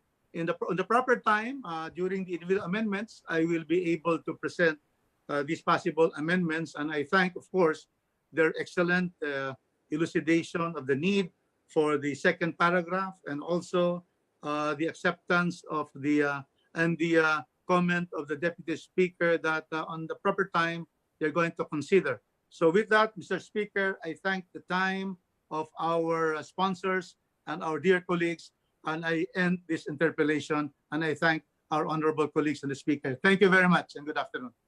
Thank you, Majority Leader. Thank you, Honorable Rufus Rodriguez. Mr. Speaker, before we entertain the interpellation of the Honorable Deputy Speaker Dante Marcoleta, we'd like first to entertain the Honorable Chairman of the Committee on Appropriations, Chairman Eric Yap. So, Mr. Speaker, I move we recognize the Honorable Yap. I so move, Mr. Speaker. The Chairman of the Committee on Appropriation, Honorable Eric Yap, Thank you, Mr. is Speaker. recognized to interpolate the good sponsor. Mr. Speaker, gusto ko lang sana mag-manifest, no, na bakit hindi na lang natin diretsong i-hear yung 25 years na franchise ng ABS-CBN. Kasi ito rin naman yung gusto ng lahat ng tao eh. Mapakinggan natin ang lahat ng panig. Panig ng ABS-CBN, panig ng mga nagre-reklamo, para sa ganun, once and for all, matuldukan na natin itong franchise issue na to. Kung tayo, mapagde-decide natin ibibigay, ibigay na po. Kung may i-decide natin hindi po ibibigay, huwag pong ibigay. Ang punto ko lang po dito, Mr. Speaker, once and for all po, para matapos na, diretsohin na po natin sa punto. I-hear na po natin yung 25 years na franchise, bigyan natin ng side ng time, parang ibigay ang panig ng ABS-CBN, bigyan rin natin ng panahon yung mga nagre-reklamo against ABS-CBN, lalong-lalo na yung sa mga labor violations po, na marami pong lumalapit sa ating tanggapan na nagre-request po na sila ay mabayaran ng ABS-CBN. Yun lang po, Mr. Speaker. Majority Leader, will the sponsor respond to the Thank you, Mr. Speaker. Maraming salamat, kagalang-galang na representante ng ABS-CBN. Importante po ang inputs ng lahat. Importante po ang input na inyong pinahiwatig ngayong araw. Kaya nga po binalik po natin sa second reading, binuksan po natin ang period of interpellation, yung amendments at due time. Gusto lang kami lang, ako po, itong tinulak po natin panukalang ito, ang objective talaga, sinabi ko na ng last sponsorship speech ko, ay magkaroon ng talaga ng malawakan, komprehensibo at patas na pandinig sa issue ng ABS-CBN na napaka-divisive, contentious. Ang panukala ko po ay bigyan ng 5 months extension, pero po, ako naman po at ang kasama kong mga ibang sponsor ay bukas naman po for other amendments. We are willing to consider the proposal or manifestation at in due time na pwede na rin ituloy, dingin ang 25-year franchise para talagang magkaroon na ng malawakang pandinig, mapakinggan na lahat. At ako po ay open dyan sa tamang panahon ay sa period of amendment, siguro itatalakayin natin yan. But again, all proposals are open at this point. Ang manifestation po ng pro, against, ay pwede pong magsalita. Yung mga hindi pa decided, siguro pakinggan na lang natin po ang iba't ibang mga desisyon, mga comments, para magkaroon tayo ng open, objective, free decision-making process. So, yung manifestation po ng ating kagalang-galang na representante ng ABS-CBN ay well noted, highly respected, and we will tackle that in due time. And again, I think it's for this body to decide that proposal, which I think is valid. Thank you po. Majority Leader.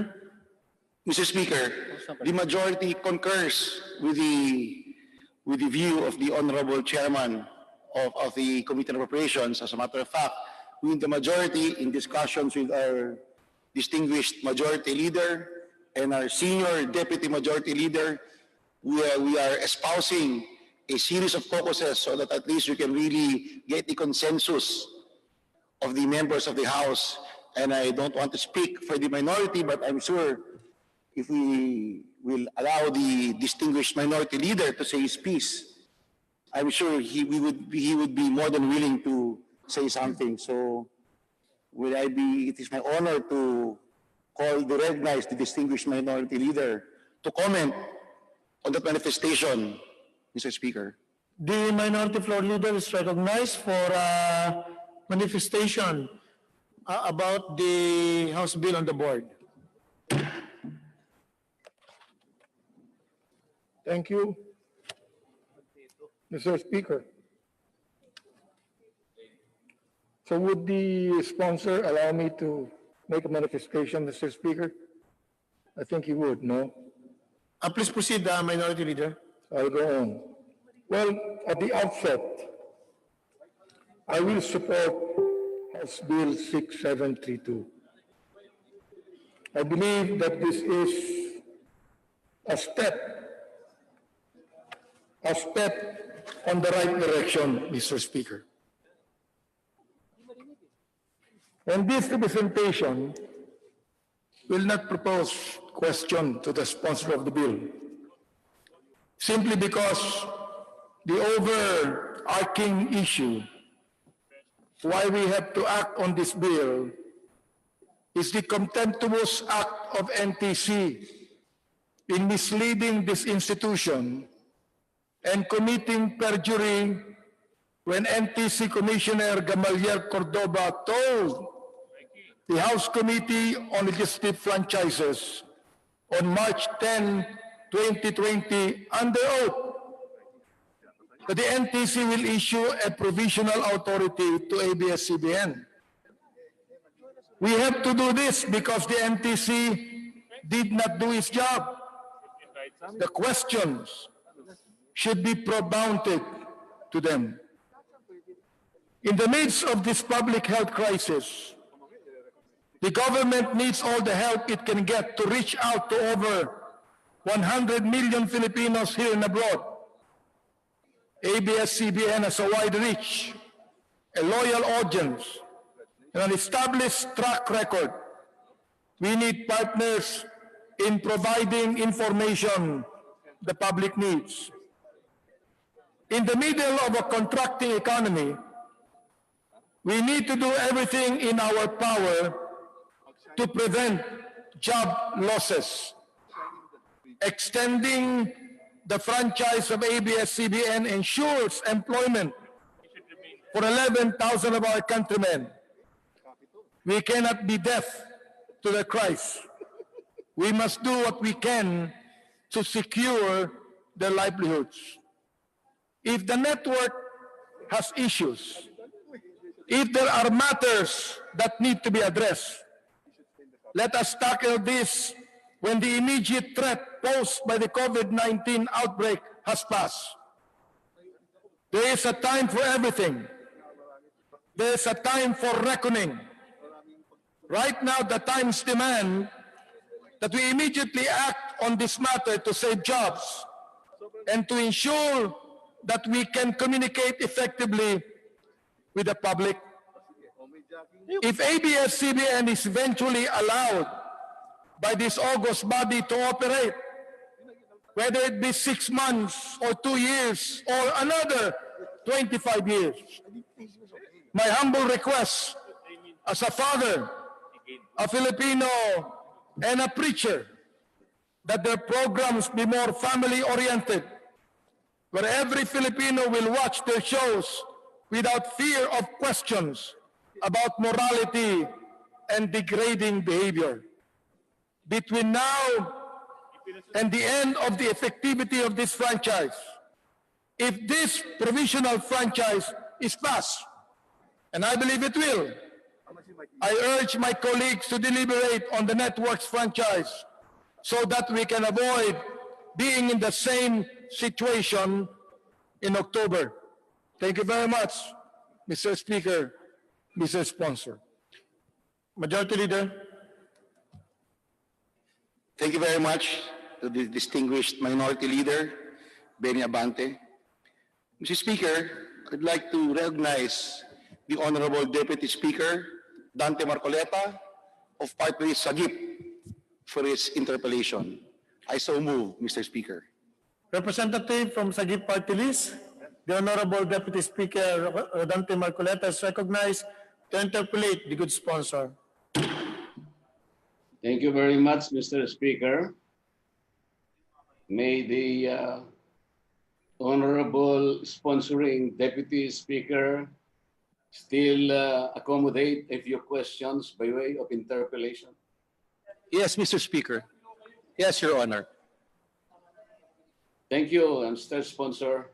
Thank you, Mr. Speaker.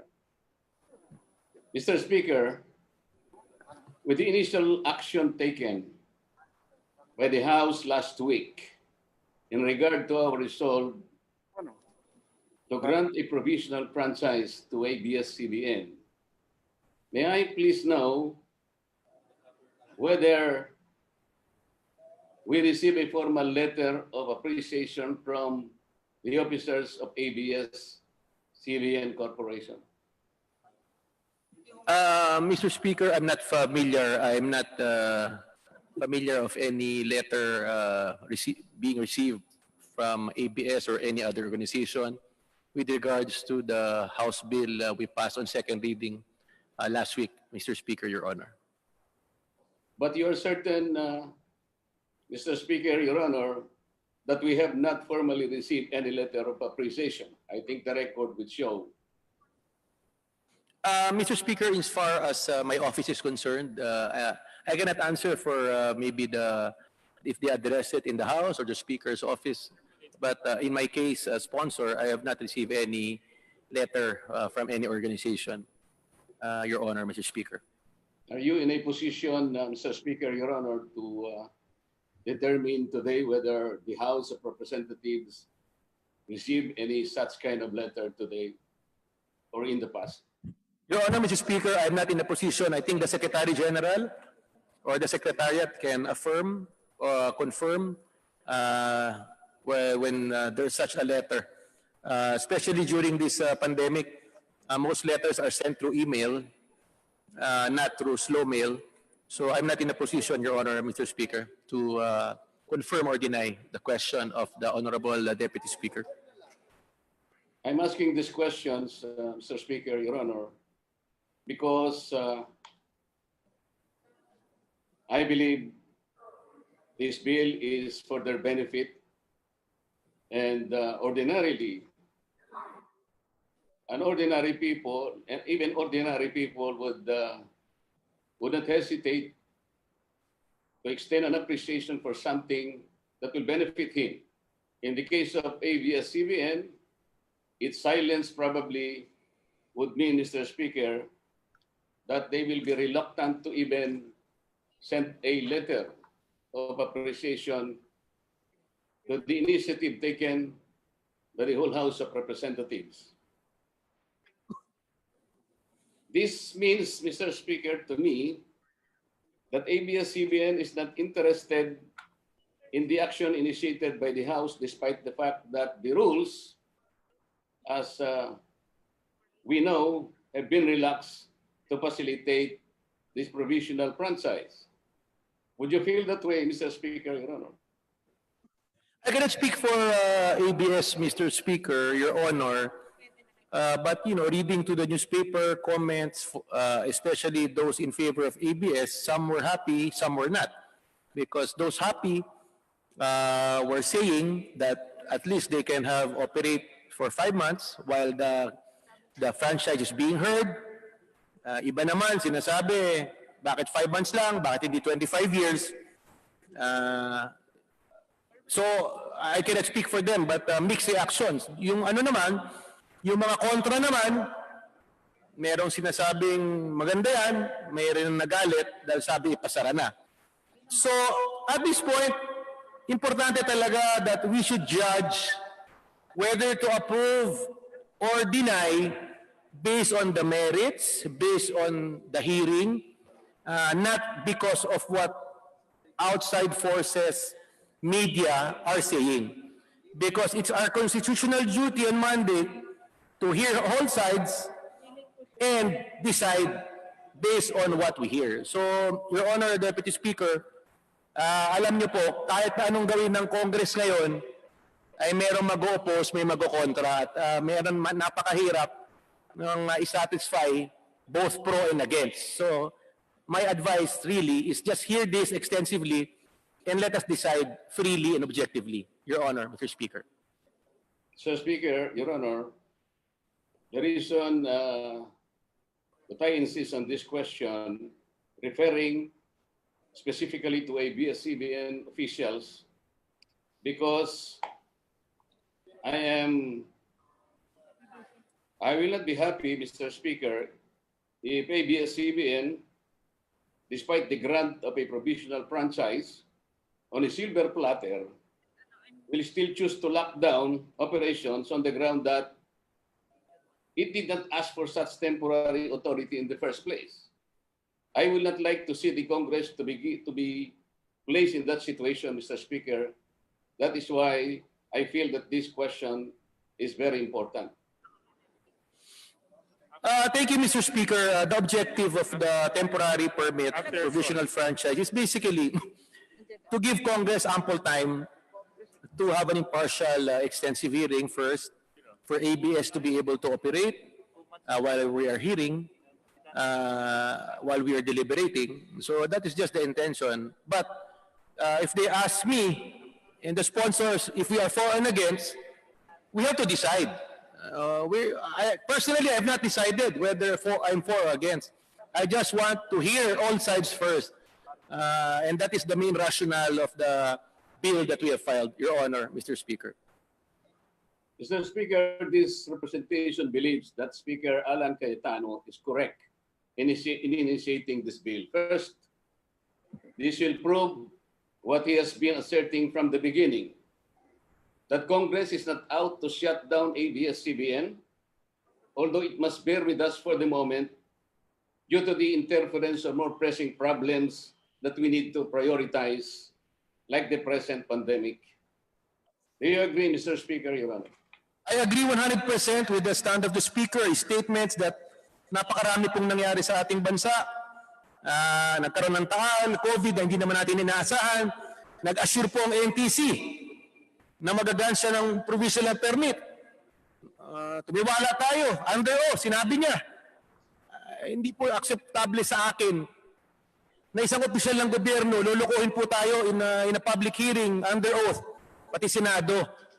Kung sinabi na lang niya po na hindi niya bibigyan yan noong March 10, then this Congress, the Speaker, the leaders of the House could have decided what actions we should take para either hindi magsara or mag-schedule ng marathon hearings. But alam mo, yung ginawa ng NTC talaga, mali. So knowing that, nag-file tayo ng bill to have a provisional franchise. But then again, binalik natin po sa plenaryo, sa second reading, so that we can further discuss. Marami pang gusto magsalita, mag-interpolate, mag-propose ng amendments. It only shows that this leadership wants to ensure due process, fairness, impartiality. So yan lang po, ako po ay saludo sa ating liderato, particularly kay Speaker Alan Cayetano. Thank you for that answer, Mr. Speaker, Your Honor. In fact, Speaker Cayetano intimated on the floor last week that several fundamental issues surrounding the application for franchise renewal of ABS-CBN are these allegations of tax frauds, violation of labor laws, election laws, and even possible constitutional infringement. And the Speaker thought that this must be looked into seriously. Do you agree, Mr. Speaker, Your Honor? Tama po, kasi ang daming issue Labor laws, alleged labor laws that have been violated. We should hear people alleging this, and we should also hear ABS. What is their side?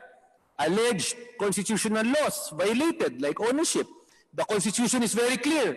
Media, particularly, should be 100% be Filipino-owned. Election laws violated. Tax laws violated. Kailangan po lahat ng mga yan pakinggan sa isang malawakan na pandinig at hearing para talagang marinig lahat. Then let ABS also defend themselves to counter whatever allegations that will come out during the hearings, at hindi talaga yan mareresolba sa isa-dalawang araw. Meron kasi iba nagsasabi dyan na paspasan nyo na yan. Alam nyo, pagpaspasan natin yan, hindi natin ginagampanan ng ating constitutional duty to ensure fairness and objectivity.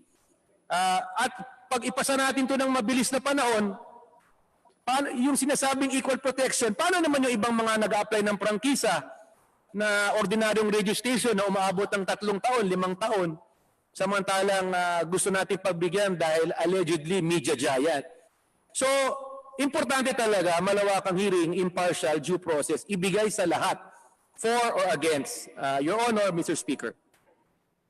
As an example of these allegations, Mr. Speaker, Your Honor, based on the 2018 audited financial statement of ABS-CBN Corporation, it has pending legal cases in courts. We need to know the nature of these cases, whether criminal, civil, or tax-related cases, and their respective status. Personally, Mr. Speaker, this representation wants to know the status of the case appealed by ABS-CBN in the Supreme Court involving some 103 of its workers referred to as talents and who were terminated by this company without just cause. Do you agree, Mr. Speaker, Your Honor?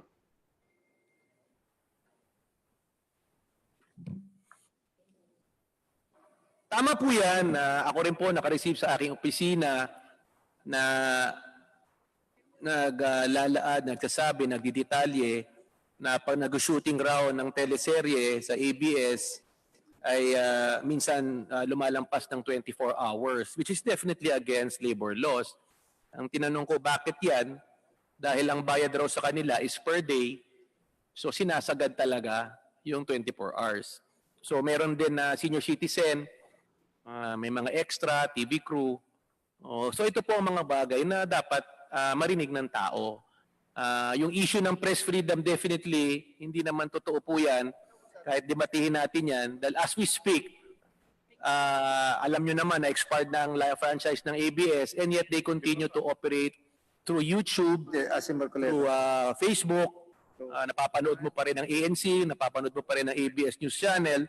So there's the issue on press freedom and freedom of expression definitely is not valid, and press freedom and freedom of expression is stronger now than ever. So tama po ang mga punto na sinasabi ng ating kagalang-galang na Deputy Speaker Marcoleta na dapat itong mga akusasyon marinig at pakinggan din natin ng ABS na sagutin. Records also show that the BIR, Mr. Speaker, sued ABS-CBN and its two subsidiaries, ABS-CBN Film Production, Inc. and ABS-CBN Publishing. In all the 5 cases lodged in the Court of Tax Appeals, ABS-CBN entered into compromise agreements with the BIR. In one case, Mr. Speaker, Your Honor, docketed as case number 9411, ABS-CBN entered into a judicial compromise with the BIR, paying the amount of 152,437,330 pesos and 93 centavos. We need to know why ABS-CBN needed to be first sued by the BIR before it settles its fiscal obligations in apparent violation of Section 8 of its old franchise, which it now seeks to renew. Do you agree, Mr. Speaker, Your Honor? I agree 100% that this is part of the hearings that what you want to conduct. Kailangan marinig po to yung pinunto po ng ating Deputy Speaker Marcoleta, yung case sa Court of Tax Appeals involving 152 million, yung kaso sa Supreme Court na involving 103 workers, yung issue on citizenship, and many more. I agree 100% na ito po ay dapat pakinggan, dapat marinig natin ano bang nature ng case, anong status ng case, anong laws na na-violate. Yan po ang maimportante. At bigyan din natin ng ABS ng oras para sagutin to. Pero ulitin natin, mangyayari lang po itong lahat na minimension ng ating Honorable Deputy Speaker Marcoleta kung magkaroon po ng isang extensive, comprehensive, impartial hearing. Thank you, Mr. Speaker. Mr. Speaker, ABS-CBN does not deny that Lopez Incorporated, one of its major stockholders, transferred 132 million ABS-CBN Corporation shares to its alter ego, the ABS-CBN Holdings Corporation, before the closing of its offering of 132 million Philippine depositary receipts, or PDRs, underlying the shares on September 29, 1999. I believe this is the reason why the Solicitor General commenced a co-warrantor proceeding against ABS-CBN. Do you know, Mr. Speaker, that our Committee on Legislative Franchises sought sample copies of these PDRs from ABS-CBN Corporation? I'm not, I don't have the information, but definitely when we conduct hearings, dapat po ay isabina po yung mga documents na yan.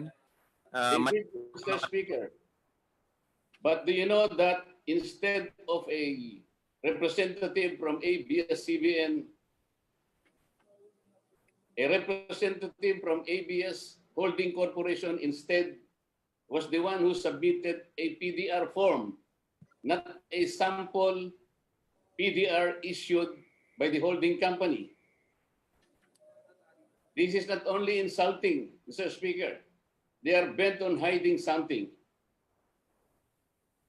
It was a simple request of being able to see what a PDR looks like. Maybe because of curiosity, our Committee on Franchises asked them to please present Xerox copies of these PDRs. There are 132 million PDRs issued. Not even one they are able to present as a sample copy. What they did present is a sample form, Mr. Speaker. Tama po yan. Lahat po yan dapat isabina, i-present sa committee, malaman ng publiko to help us decide freely and objectively. Napakarami pa po niyan mga tanong na yan. May nang nagsasabi nga na nag-apply nga raw sila ng franchise noong 16 Congress, 2014-16, pero nung hiningian rin sila ng mga dokumento, hindi rin po nag-submit. So ito dapat nalalaman ng publiko, but this 18 Congress, we will make sure that all the sides will be heard, all documents requested should be submitted, or else we will cite them for contempt, both for and against, Your Honor, Mr. Speaker. Thank you, Mr. Speaker, Your Honor. Mr. Speaker, a Philippine Depositary Receipt, or PDR, is a security which grants the holder the right to delivery of sale of the underlying share. It consists of a deposit price and an option price. An option price is considered as payment when the buyer opts to exercise his option of converting the PDRs to ABS-CBN corporate shares. Each PDR issued by ABS-CBN Holdings at a consideration of 46 pesos, consisting of a deposit of 45 and 90 centavos and PDR option of 10 cents each. The PDR, Mr. Speaker, has all the marks or attributes of ownership, possession, enjoyment, and disposition. Mr. Speaker, it appears that the power to trigger the disposition of these 132 million ABS-CBN shares was already transferred to the holders of these PDRs. Many of these have fallen into the hands of foreigners. At the very least, Mr. Speaker, there is a need to pierce the veil of corporate fiction of ABS-CBN Holdings to expose this scheme. Would you agree to me, Mr. Speaker, Your Honor? Yung mga punto po ng ating kagalang-galang na Deputy Speaker ay talagang dapat mailabas po yan sa lahat sa hearing. Napakadetalyado po ng inyong mga binibigay na impormasyon. So dapat po talaga ay masubmit po yan, masabpino po ang ABS regarding that para masagot rin po natin ang mga katanungan na lumalabas po, particularly mention po ni Deputy Speaker Marcoleta. Mr. Speaker, there is a Latin maxim which reads, Quando alicid ex directo prohibitur et per obliquum, which means that what cannot be legally done directly cannot be done indirectly. Mr. Speaker, we need to ascertain that these PDRs are not being utilized as legal subterfuge in order to make illusory the all-Filipino requirement of the Constitution on the ownership and management of mass media outfits. Do you agree, Mr. Speaker, Your Honor?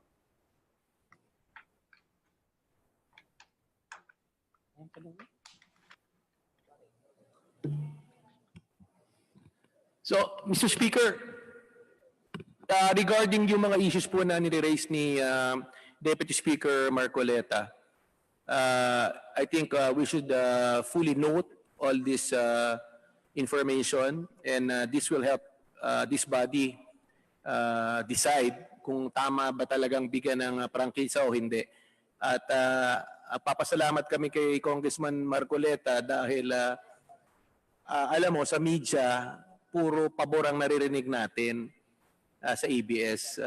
Samantalang marami naman palang mga issue, particularly labor, tax, constitutional, which were all raised by Deputy Speaker. So I think siguro lahat ng mga pro and against, dapat lalong lumakas ang loob na magsalita, magpadala ng position paper sa Kongreso, mag-participate sa hearing. Yan talaga ang main objective nitong discussion natin, na mabigyan lahat ng due process. So, magaganda po ang mga puntong nilalabas po ni Deputy Speaker Marcoleta. And we duly note all this information and cases filed against ABS that we will have to tackle at the proper time during committee deliberations. Thank you, Mr. Speaker. Thank you, Mr. Speaker. Of the four stockholder corporations that own Lopez Inc., which is the majority stockholder of ABS-CBN Corporation, two of them admitted in their documents submitted to the Committee on Legislative Franchises that they are not wholly owned Filipino, including the dubious PCD Nominee Corporation, another major owner of ABS-CBN, which apparently represents the interests of PDR holders. Don't you think we need to scrutinize this issue more properly, Mr. Speaker, Your Honor? Malinaw po yan sa Constitution, Article 16, Section 11. The ownership and management of mass media shall be limited to citizens of the Philippines.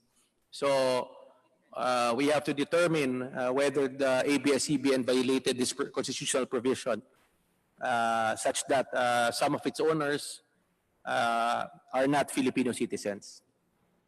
Salamat po, Mr. Speaker.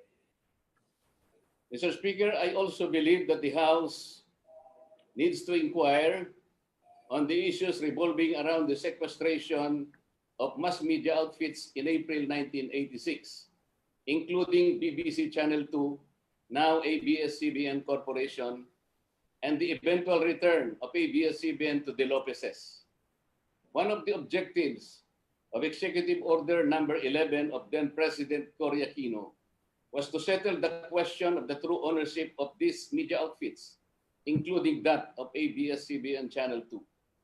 Surprisingly, Mr. Speaker, the PCGG has no records on the arbitration between the government and the ABS-CBN before the Board of Arbitration and the events that transpired leading to or after the turnover of the ABS-CBN. Do you agree, Mr. Speaker, Your Honor? Tama po yan. Meron rin po akong nabasa niyan at marami rin po akong nakitang mga dokumento that ABS-CBN was already owned by the government. And when then President Cory Aquino took over as president under a revolutionary government, for some reason, with no public bidding, no right process, it was awarded back to the Lopez family. So we have to investigate, we have to know the truth, what transpired during those times and how it was returned to the Lopez family. These are questions that have arisen and have to be tackled with during committee deliberations. Hindi po ito alam ng publiko kasi palaging sinasabi it was sequestered, taken away from them during the administration of then President Marcos. But there were also reports that they were paid for binayaran po sila at nabayaran po sila, and yet, noong 1986, it was returned to them. So these are questions that have to be answered. The public should know the truth about this. It's not commonly being discussed.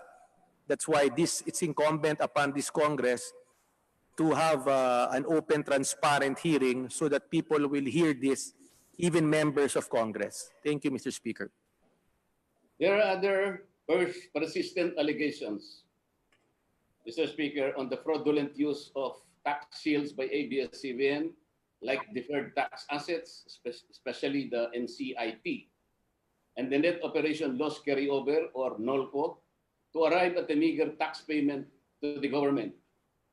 We need also to verify the claim of ABS-CBN that in 2018, it had a revenue loss of 22 billion, together with its reported losses in production cost, 13.6 billion, cost of sales 2.4 billion, cost of services 29 million, and general and administration services 7.1 billion, which allegedly resulted to an operating loss of 432 million.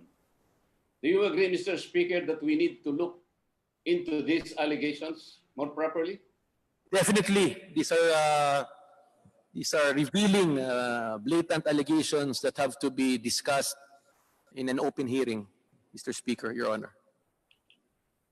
Finally, Mr. Speaker, we need to look into the allegation that Mr. Gabby Lopez III, the Chairman Emeritus of ABS-CBN Corporation, was an American citizen at the time he took over the reins of this mass media giant.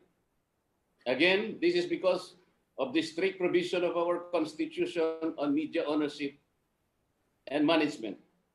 Never mind, Mr. Speaker, that ABS-CBN persistently claims that this is a closed case.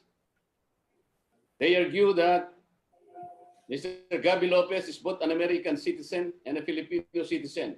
He having born with Filipino parents and having born in America under the jus soli principle. So they think, Mr. Speaker, that Mr. Gabby Lopez is a lucky guy, he being a Filipino citizen at the same time an American citizen. But we all know, Mr. Speaker, that when you reach the age of majority, it's up to you to select your own citizenship. And by the fact that he was using American passport, Mr. Speaker, I think Mr. Gabby Lopez chose to be an American citizen than being a Filipino. Do you believe, Mr. Speaker, that the United States will grant him a passport without renouncing his Filipino citizenship? Importante po talaga na masagot itong mga tanong na to dahil as mentioned earlier, the Constitution clearly states that ownership and management of mass media shall be limited to the citizens of the Philippines. Meron po ako nabasa, tama po yung sinabi ni D.S. Marcoleta na gumagamit po ng American passport si Mr. Gabby Lopez. In fact, na-detail po doon yung flight number, passport number, when it was used, what country, when they entered. So, kailangan, at ito naman, sa kabilang panig naman, dinideny naman po ng ABS-CBN na hindi totoo.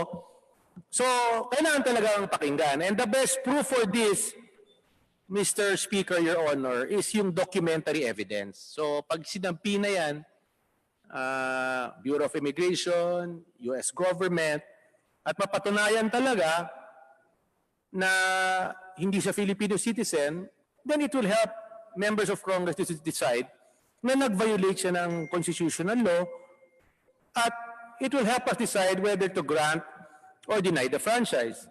Ngayon, sa isang panig naman, kung napatunayan naman nilang hindi yan si American citizen, then it will also help us decide whether to grant or deny. So, again, we need an impartial, comprehensive hearing, giving due process to all sides.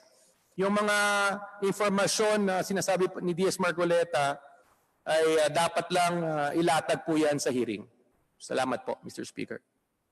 Mr. Speaker, you might have noticed that I am asking these questions for the simple reason of conveying to our members and the public at large that there are very serious allegations surrounding the renewal of franchise of ABS-CBN, and that Congress should not lessen or loosen its guard in being able to exercise its oversight powers before it grants a very important permit to operate to mass media subject to the limitations given to us by our Constitution. I'd like to thank you, Mr. Sponsor, and thank you, Mr. Speaker. Thank you, our colleagues, for your time and attention. Thank you very much. Thank you, Mr. Speaker. Thank you, Deputy Speaker. Majority Leader. Thank you very much, Mr. Speaker. Next, to interpolate, I move that we recognize the gentleman from the 1st District of Agusan del Norte, Congressman Lawrence Fortun. The gentleman from the 1st District of Agusan del Norte, Honorable Lawrence Fortun, is recognized to interpolate the good sponsor. Thank you. Thank you, Mr. Speaker. Is the distinguished sponsor willing to answer a few questions on interpellation? Yes, Your Honor. Yes, Mr. Speaker. Mr. Speaker, unang tanong lang po. The franchise of ABS-CBN had expired on May 4 this year. In other words, there is no more an existing franchise to speak of. Now, we are trying to legislate a franchise for ABS-CBN. May I know, Mr. Speaker, the nature of the measure? Is this one of grant of a new franchise, or is this a renewal of a franchise? It's basically, Mr. Speaker, Your Honor, a grant of a provisional franchise, meaning a 5-month franchise for ABS while we are hearing. The issue of whether this is a renewal or a new franchise, again, is subject to debate. At this point, the rationale in filing this bill is really for ABS to be able to operate while we are hearing. Again, the distinguished gentleman from Agusan's point is very noteworthy. Maganda po. Mayroong school of thought na sinasabi na since expired na yan, dapat new franchise na yan. Hindi niya yung renewal. But ang tanong nga, kung wala naman new bill na final, hindi madidinig yan. So at this point, we stand by what we filed. This is a bill that will grant a provisional franchise, temporary for 5 months. The issue of renewal or new, I think that has to be resolved at a later time. Thank you, Mr. Speaker. I ask this, thank you, Mr. Speaker, thank you, distinguished sponsor. I ask the question, Mr. Speaker, because this is material to the issue of whether or not the frequency of ABS-CBN can be assigned already to another network. If this is one of renewal, then in the meantime that the renewal bill is still being heard, there cannot be any assignment of the frequency to any other network. But if this is for a new franchise, pending issuance of a new franchise, in the meantime, the frequency can actually be assigned already to another network. So, may I ask, Mr. Speaker, what protection does ABS-CBN have from the possibility of its current frequency being assigned to another network in the meantime that the franchise bills, whether one of renewal or a new franchise, are still being heard in the House of Representatives? Mr. Speaker, napakaganda po ng punto ng ating kagalang-galang na Congressman, si Lo. Importante po yan na marinig ng publiko. Because if I personally say that this is a new renewal, meaning hindi dapat i-assign ng frequency. Pero I cannot answer for the NTC because in an open hearing, under oath, sinabi nila they will renew. Because at this point, even if Congress says this is a renewal and NTC thinks it's a new franchise and they can give away the frequency, we are a separate branch of government, which was already shown by the non-issuance or the issuance of the NTC of the cease and desist. So at this point, if my stand is still a renewal, with regard to the question of the Honorable distinguished gentleman from Agusan, what protection, I cannot answer for NTC, definitely. Because if I think this is a renewal, it does not change the fact that NTC can decide that it's a new franchise and give away the frequency, Your Honor, Mr. Speaker.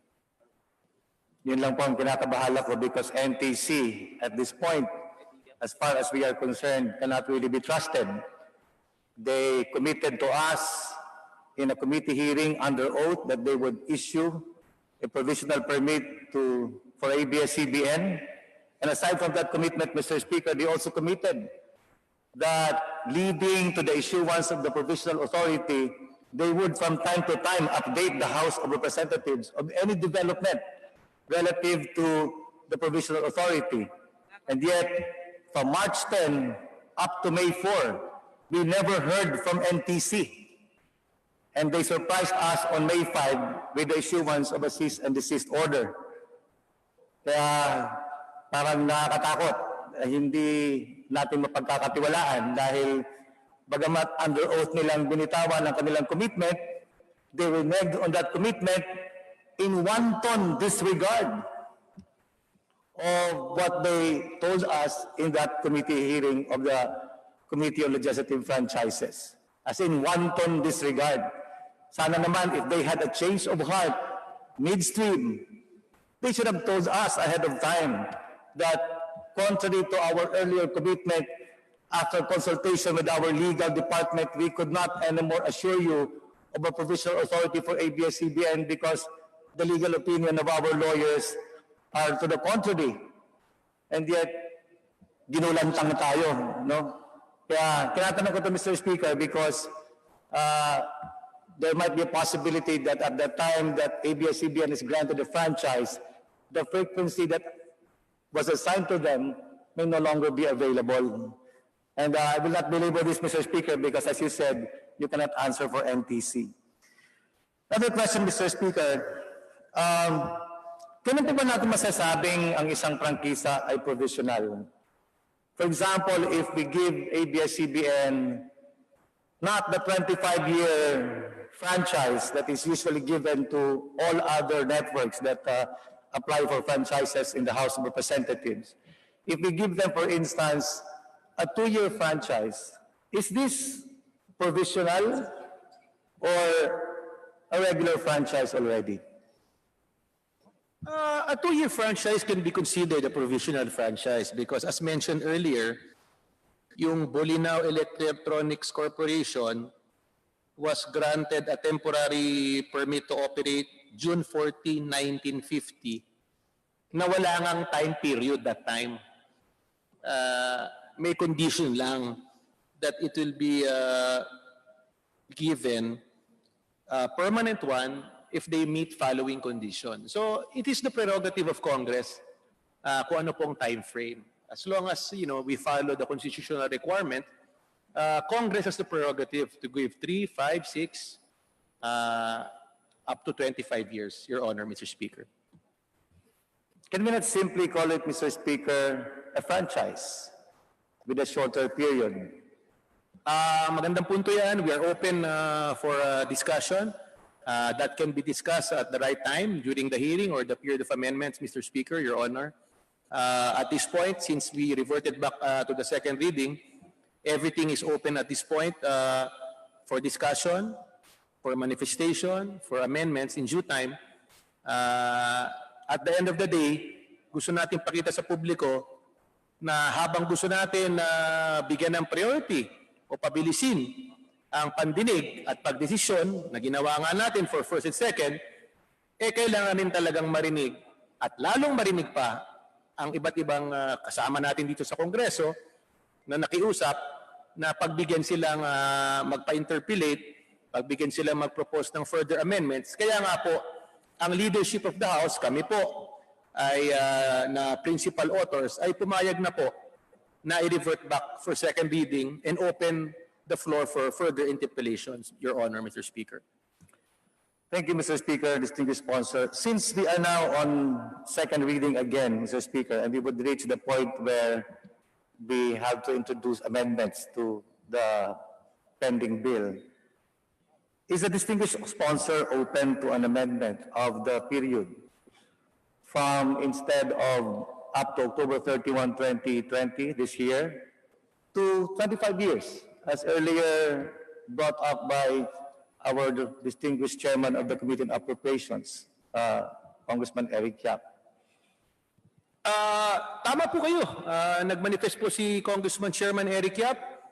And siguro, maybe we can hear from the distinguished gentleman from Agusan if he wants to propose an amendment at the right time na imbis na October 31, 2020, gawin ng October 31, 2045, thereby granting a 25-year franchise. Open po kami dyan. Importante talaga na tayo, may due process, pinapakinggan lahat. Siguro, the distinguished gentleman from Agusan filed a bill, I think, if I'm not mistaken, for a 25-year franchise. We're open for suggestion, for amendment at the right time, provided, again, that dapat talaga magkaroon ng malawakang hearing. Ang gusto ko po mangyari as the sponsor of this bill. Thank you, Mr. Speaker. Mr. Speaker, practical question lang po. Kasi tinitingnan din natin yung urgency ng resumption of operations of the network because of the 11,000 workers or so that have been displaced in the middle of a pandemic. And we want to address that, Mr. Speaker. Na sana naman makabalik sila sa trabaho dahil napakaraming pamilya po ito. 11,000 breadwinners translate to 11,000 families affected by the displacement in the middle of a pandemic. So, gusto kong itanong, if ang magiging direksyon po natin ay 25-year franchise, will this entail longer process, like referring back the measure to the Committee on Legislative Franchises for further hearings, because this is already for a franchise of 25 years? Or will the 25-year franchise, after amendments, be approved by the plenary already and will no longer undergo the same procedure in the Committee on Legislative Franchises? Kasi kung tatagal po, halimbawa tatagal pa ng ilang buwan hanggang October, napakatagal pong walang trabaho yung 11,000 na yun, it might be helpful to give a shorter franchise instead and just consider that longer period of 25 years in the meantime that the shorter franchise is effective.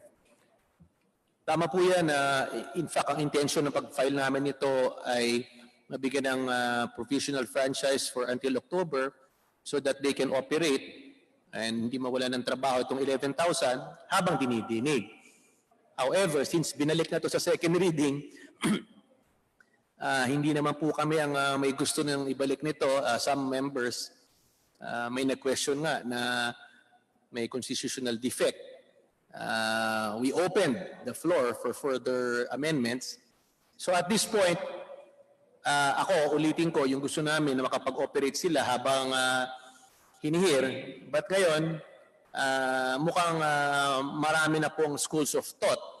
Merong gustong bigyan ng provisional franchise hanggang October, merong gusto na hanggang 2021, merong may gusto ng 2022, meron ay nag-iisip na 2045 na or 25 years. So at this point, siguro we can decide that during the period of amendments, and we want to hear from the majority of our members kung ano na talaga on how we can move forward. What's important is pinapakinggan na, narinig na ng taong bayan ang both pro and against, mga issues to help us decide. I think at this point, yan ang importante. Maraming salamat, Mr. Speaker. Mr. Speaker, distinguished sponsor, if we grant a shorter franchise of until October 2020 or maybe a year or two, not the 25 years, are we looking at this week the approval on second reading of the measure and on third reading by next week, probably Monday? I cannot speak for the majority, no? Basta ako, yung sinecond reading namin to last week, akala namin na uusad na to. Akala namin na complying with the 3-day rule in the Constitution na ma-third reading na para ma-forward na sa Senado. At pero ngayon makikita mo medyo umiiba po ang desisyon ng ating mga miyembro. Narinig mo naman si DS Marcoleta, gusto niya isang malawakang hearing. Si Chairman Eric Yap ng Appropriation, nag-file ng resolution ng malawakang investigasyon at gusto na rin niyang 25 years ang dingigin. Meron naman na gustong 20, 21, 22. So at this point, Your Honor, I cannot answer for the majority. I think we should have a majority caucus and decide how to move forward starting today after the changes and various interpellations and manifestations expressed by our members. Mr. Speaker. Thank you, Mr. Speaker, District Sponsor. At any rate, at the proper time, Mr. Speaker, this representation considers proposing a 25-year franchise instead of until October 31, 2020. Just another manifestation, Mr. Chairman, Mr. Speaker, on the issue of franchise. I tried to make a little research and came to a conclusion that the requirement of legislative action for the grant of franchises, especially in this case, franchise for ABS-CBN, is not actually a constitutional requirement. There is no provision in the Constitution that requires that there should be legislative grant of franchise. It is actually a power that is provided for by law. In other words, if we are asked, is there really a constitutional requirement? No. Unless there is a law, there is no need for a legislative franchise. And interestingly, Mr. Speaker, it appears that there is really no law that specifically grants Congress the power to grant legislative franchises to TV networks.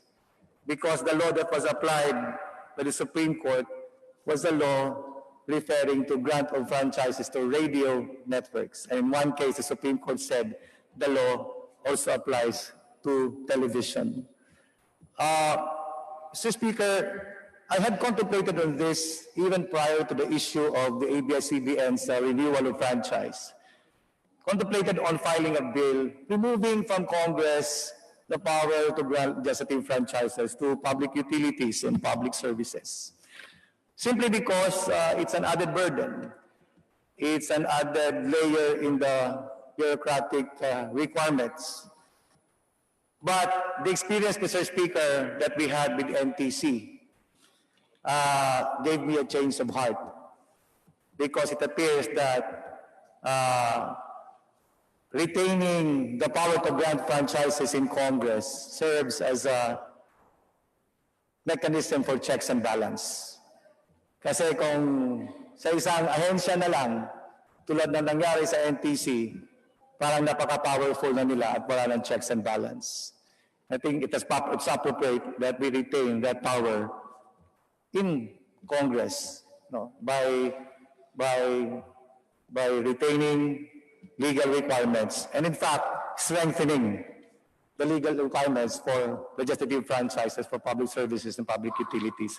And lastly, Mr. Speaker, distinguished sponsor, sabi ni Speaker kanina, Mr. Speaker, buto academic na, pero gusto ko lang emphasize just for a minute that I beg to disagree that holding first and second readings on the same day is unconstitutional. The Constitution, I think, contemplates a situation where a bill is referred in the regular course to a regular committee, like the Committee on Legislative Franchises. Because the rationale under the Constitution, as ruled by the Supreme Court in one case, Kida versus the Senate of the Philippines. Nasabi ng Supreme Court, ang rationale po dito ay upang the rest of the members of the House are duly informed of what transpired in the committee. So if this was referred to the regular committee, only the members of the committee had prior notice or had notice of what transpired there. The rest of the members of the House do not have notice. But in our case, in the case of House Bill 6732, this was referred to and considered by the committee of the whole, in which case everybody participated or had the opportunity to participate in the deliberation of the bill at the committee level, in which case first and second reading will already be conducted on the same day. What cannot be compromised, Mr. Speaker, is the third reading on a separate day, because the requirement in the Constitution is that there should be distribution of copies of the bill in its final form to all members 3 days before the passage. Thank you, Mr. Speaker. Thank you, distinguished sponsor. Thank you, Mr. Speaker. I share the view of the distinguished gentleman from Agusan that there was no constitutional defect in the process that we have laid out in approving on first and second reading. However, I also would like to answer the points made by the distinguished gentleman from Agusan. Congress really was vested with the authority to grant a franchise based on constitutional law. Malinaw naman po dun sa Article 6, Section 24 na sinasabi na private bills shall originate exclusively in the House of Representatives. Private bills meaning yung origination clause provides that private bills must originate from the House of Representatives. Private bills in the legal dictionary is defined as any legislation that benefits an individual or locality. Anchoring on this, a legislative franchise is then under the exclusive jurisdiction or power of the lower house or Congress. And again, if I might cite jurisprudence, Santiago de Vinegracia versus Consolidated Broadcasting System, Inc. and People's Broadcasting Service, Inc., the decision cites clearly any person or enterprise which wishes to operate a broadcast radio or television station in the Philippines has to secure a legislative franchise in the form of a law passed by Congress and thereafter a license to operate from the NTC. So the power granted to Congress basically is constitutional, not statutory, Your Honor, Mr. Speaker. Thank you. Majority Leader.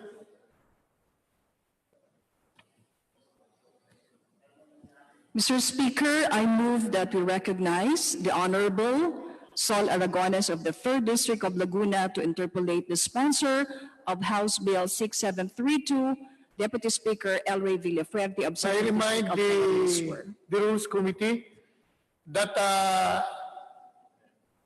during interpellation, the interpellator can only be recognized once and not twice unless otherwise by leave of the House. Congresswoman Sol Aragones already interpellated honorable sponsors last Wednesday. And without leave from the House, she cannot. Manifestation. Mr. Speaker, I move that the Honorable Sol Aragones, instead of interpellation, she will manifest this. She will deliver her manifestation. Mr. Speaker, just for reference, the Honorable Congresswoman Sol Aragones made a manifestation last week instead of conducting an interpellation, Your Honor, Mr. Speaker.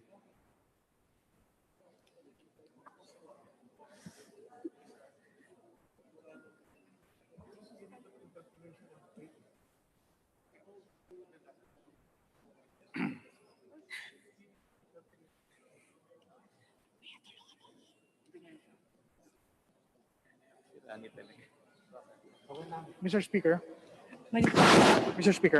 Majority Leader.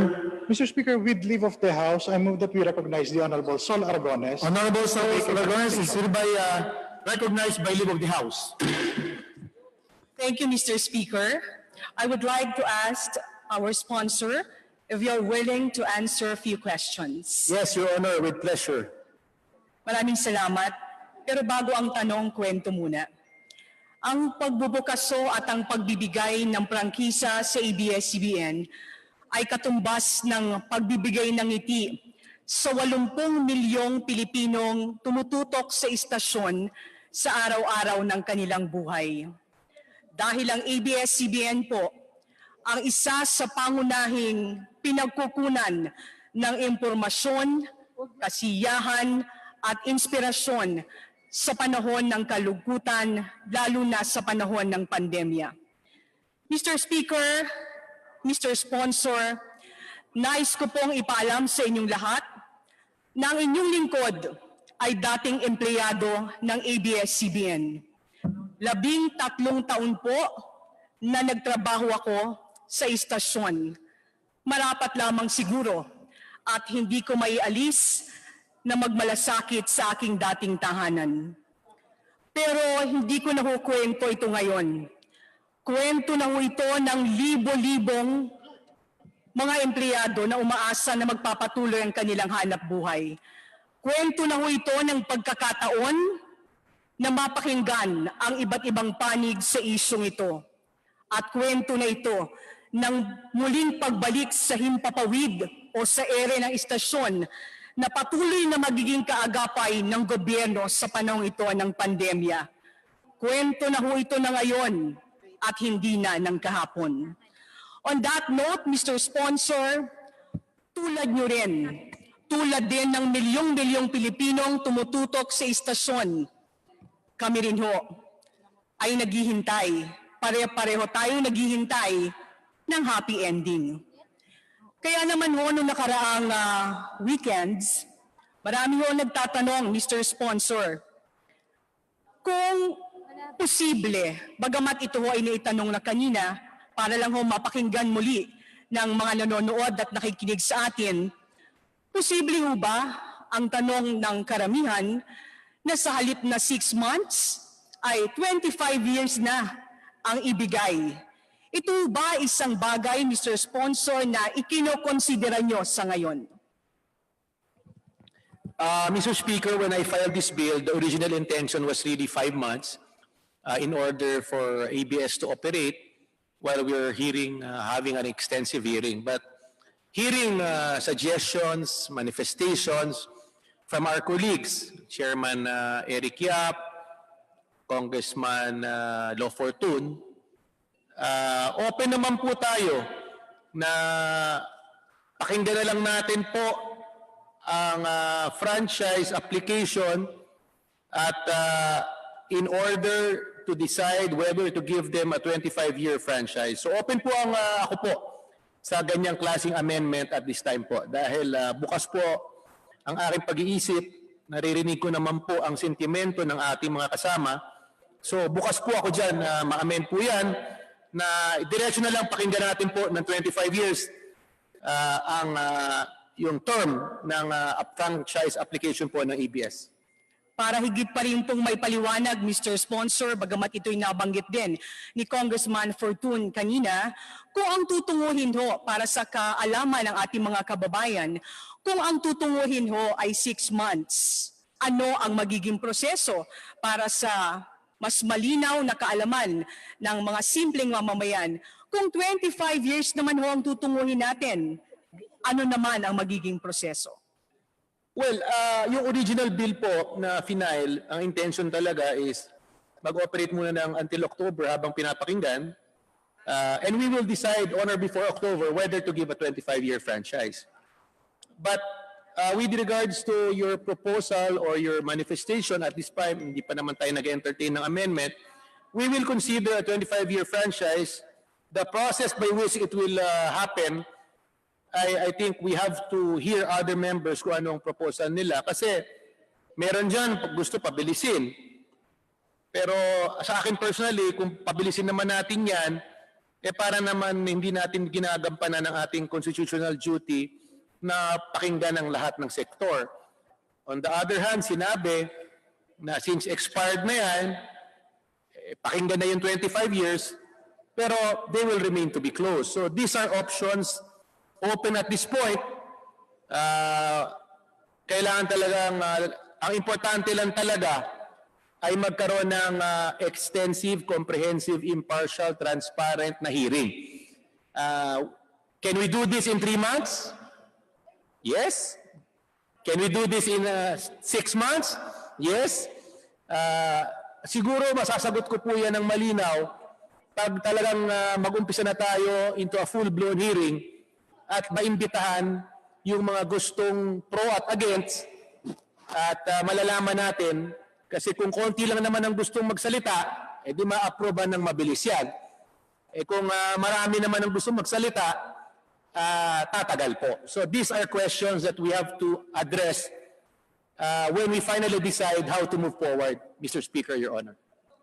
Maraming salamat. Malinaw po ang inyong kasagutan, Mr. Sponsor. Ako po ay pabor at nagpapasalamat sa inihain niyong panukalang batas kasama si Speaker Alan Peter Cayetano at iba pang authors nito sa pansamantala o provisional franchise na ibibigay sa ABS-CBN. Malaking bagay na po ito. Pero kung may kukonsidera ho ang 25 years, sabi nga ho ng millennial, Mr. Sponsor, baka naman kung may 25 years na ikukonsidera, baka ho mas happy ang ending. Maraming salamat po, Mr. Sponsor. Maraming salamat po, Mr. Speaker.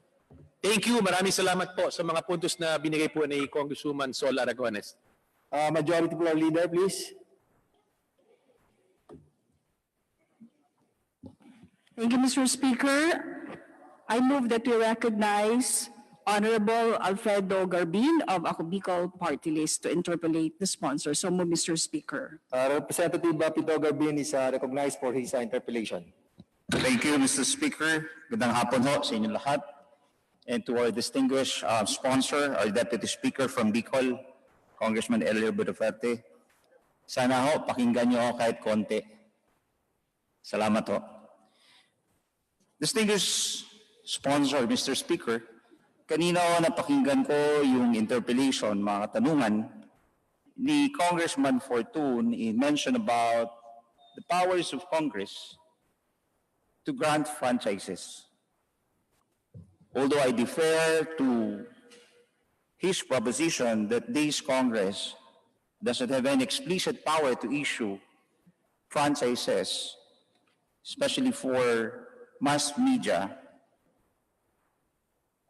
I agree with the elucidation made by Congressman El Rey Villaferte that the same is constitutionally provided for. In fact, under Section 11 of Article 11 of the Constitution, which states that no franchise, certificate, and any other form of authorization for the operations of public utility shall be granted except to citizens of the Philippines or to corporations or associations organized under the laws of the Philippines, at least 60% of whose capital is owned by such citizen, except for mass media, which is 100% Filipino-owned, nor shall such franchise certificate of authorization be exclusive in character or for a longer period than 50 years. Neither shall any franchise or right be granted except under the condition that it shall be subject to amendment, alteration, or repeal by Congress when the common good so requires. So meaning, Mr. Speaker, distinguished sponsor, that the right to amend, alter, or repeal was given to Congress, and this power emanates from the very power to grant franchise. Kasi kung wala kang power to grant, wala ka naman power to repeal, amend, alter the franchise that was given to any entity. And therefore, Mr. Speaker, the power of Congress to grant franchise is constitutional. Now, let me go now to my point, Mr. Speaker, on the issue of the term of the franchise, which is Section 6. Marami ho akong naririnig kanina and even sa labas na tayo daw dito sa Kongreso bawal mag-grant ng temporary or provisional franchise, of which I disagree. In fact, tatanungin ko ang distinguished sponsor na nowhere in the final form of the bill, which was distributed to us 5 days ago, did mention about temporary or provisional franchise. It speaks only of a franchise with a term until October 31. That was the bill subject of this deliberation today. Do you agree, Mr. or distinguished sponsor? Yes, the title of the bill filed has no mention of provisional. The reason why we call it provisional temporary is because of the short period, Your Honor. But definitely, the title of the bill has no mention of provisional. It specifically states an act granting the ABS-CBN Broadcasting Corporation a franchise to construct, install, operate, and maintain television and radio broadcasting stations in the Philippines and for other purposes. Mr. Speaker, Your Honor. So, meaning, under the powers granted by the Constitution to Congress, we can grant 5 months, 1 year, 25 years. The only limitations is that under Section 11 of Article 11 of the Constitution is that in no case it should exceed or for a longer period than 50 years. Tama ho ba, distinguished speaker? Tama po yan. Yan po nakalaad sa Constitution po, Your Honor, Mr. Speaker. Ang nakasanayan lang, palaging 25 years yung ating ina-approve.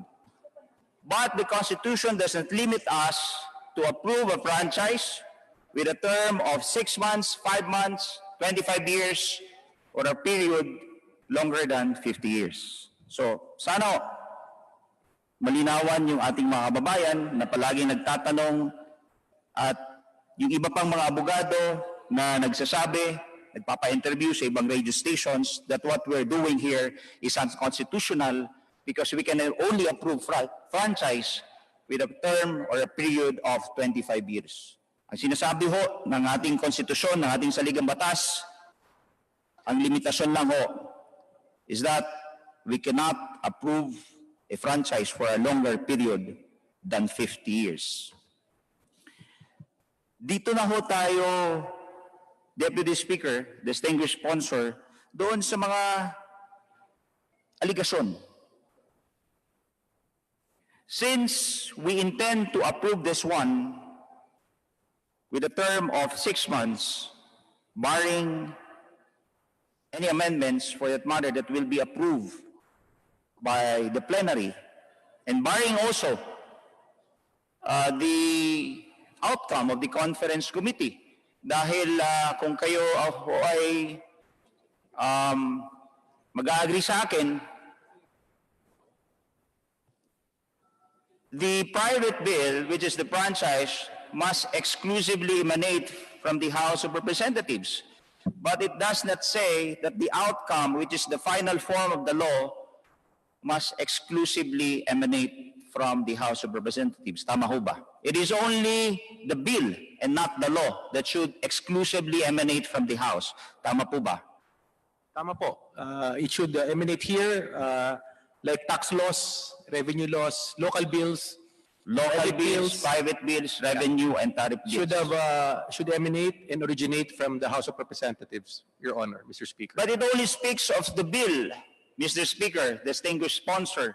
It does not speak of the final form of the law. So that, pagdating ho doon sa conference committee, we being a bicameral Congress, baka ho magkasundo yung Kongreso, yung House of Representatives and the Senate to provide a longer term,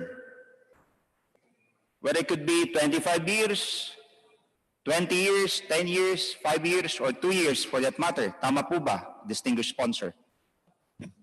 Tama po, malinaw naman po sa Constitution that it should originate from here, but the upper house or the Senate can institute amendments through the BICAM, part of the legislative process. We can propose to them until October, but it does not stop the Senate from proposing a longer or shorter term for that matter. So they can propose or concur with amendments and they can propose a longer term. But it does not also preclude us in the period of amendment to propose a longer term before we approve House Bill 6732. Tama po ba, Mr. Speaker? Tama po, malinaw sa Article 6, Section 4 that all private bills shall originate exclusively in the House, but the Senate may propose or concur with amendments. So they can accept the bill in its final form with no amendments or propose amendments, Your Honor, Mr. Speaker. So malinaw po yan, distinguished sponsor, Mr. Speaker. Now let me go to the serious allegation against ABS-CBN, which was already brought up by the great Deputy Speaker, Congressman Marcoleta. But you said earlier, Mr. Speaker, distinguished sponsor, that it should come, the discussion, the deliberation of those allegations pertaining to the double subsidiary, the citizenship, contractual obligations, violation of labor laws, should come at a proper time wherein, sabi mo nga po, distinguished sponsor, dapat magkaroon ng impartial and comprehensive hearing para doon. Tama po ba, distinguished speaker? Tama po. The body can decide to hear this in the Legislative Franchise Committee, or this body can declare as a committee of a whole. In both cases, we can conduct an extensive hearing. We can invite resource persons via Zoom or actual public hearings, either to the Franchise Committee or as a committee of the whole, Your Honor, Mr. Speaker. So it will come at the proper time, but the circumstance that we are right now is that we are prohibited from having a mass gathering that was provided for under the guidelines and regulations of ECQ, Modified Enhanced Community Quarantine. And so, Mr. Speaker, I propose that after we approve this franchise,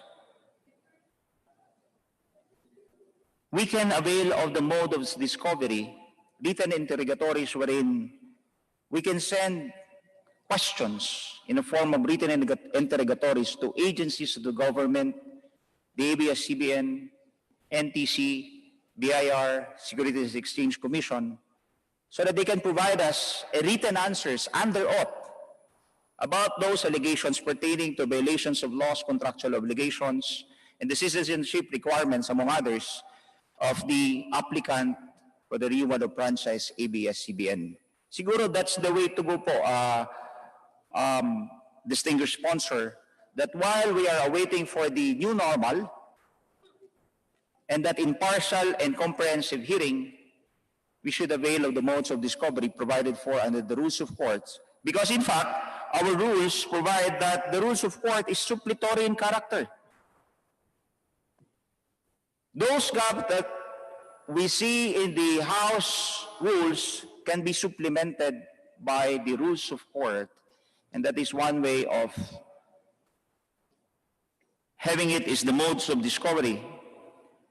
Pag sila ay nagsumiti na ng kanilang mga sworn declaration under oath, yung mga sagot nila, ahensya ng gobyerno, including ABS-CBN, then we can be properly guided.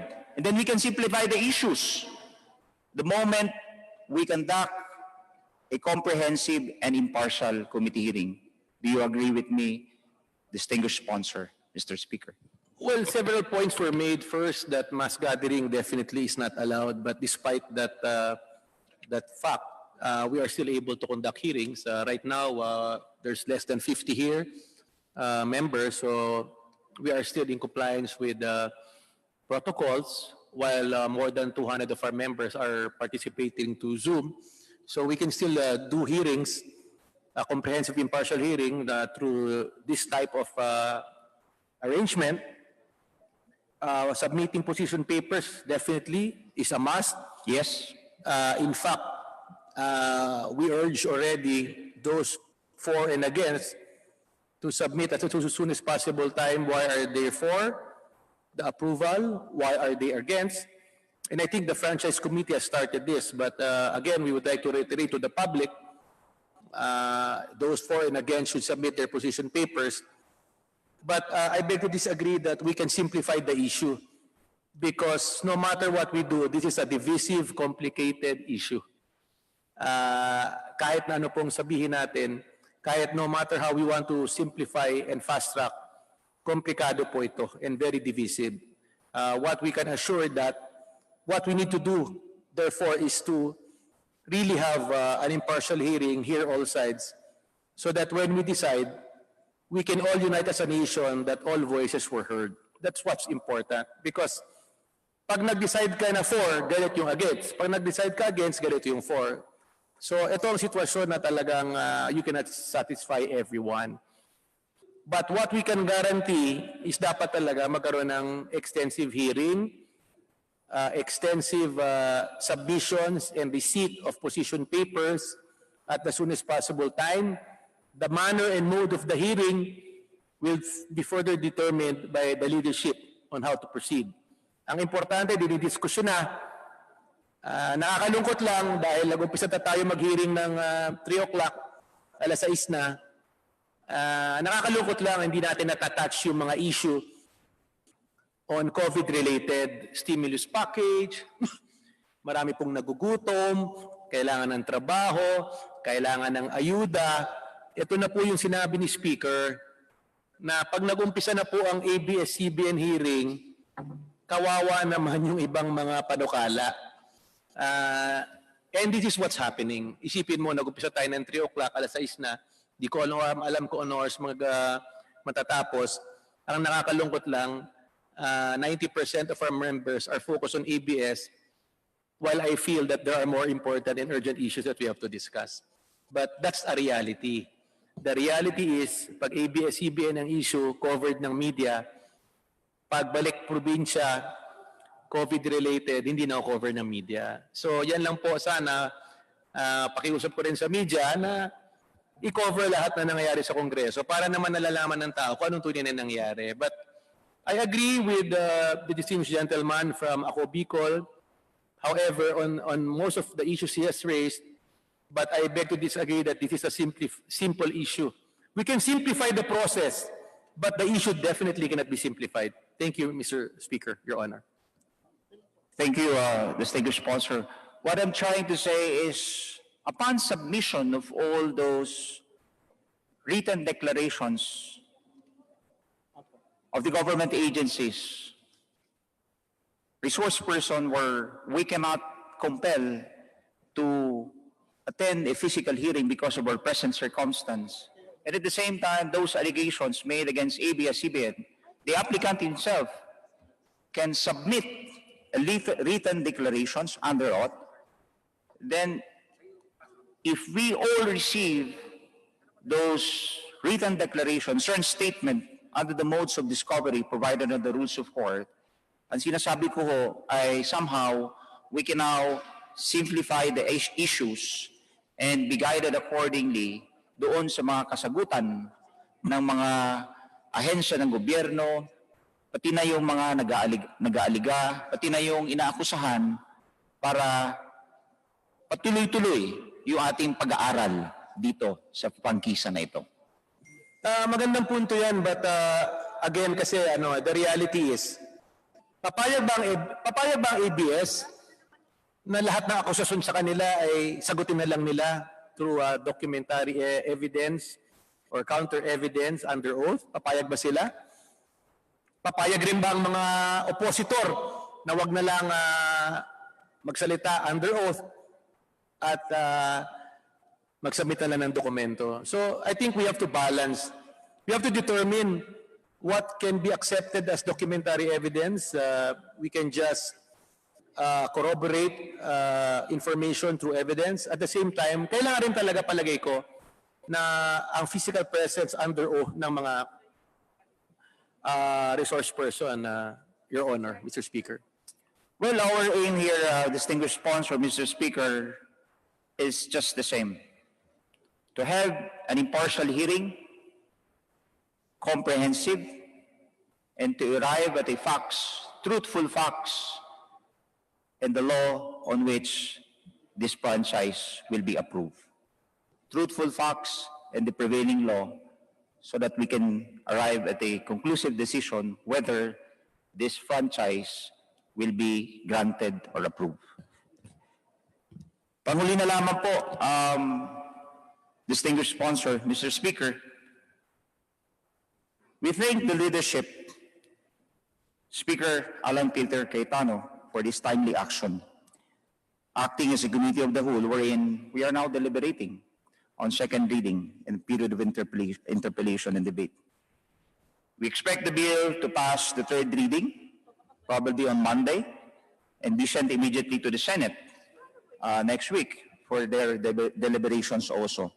Now, once this bill becomes a law, the unnecessary destruction caused by the NTC would now be removed. Consequently, we call properly shift back out attention to fight this pandemic, which is our fight against the COVID-19.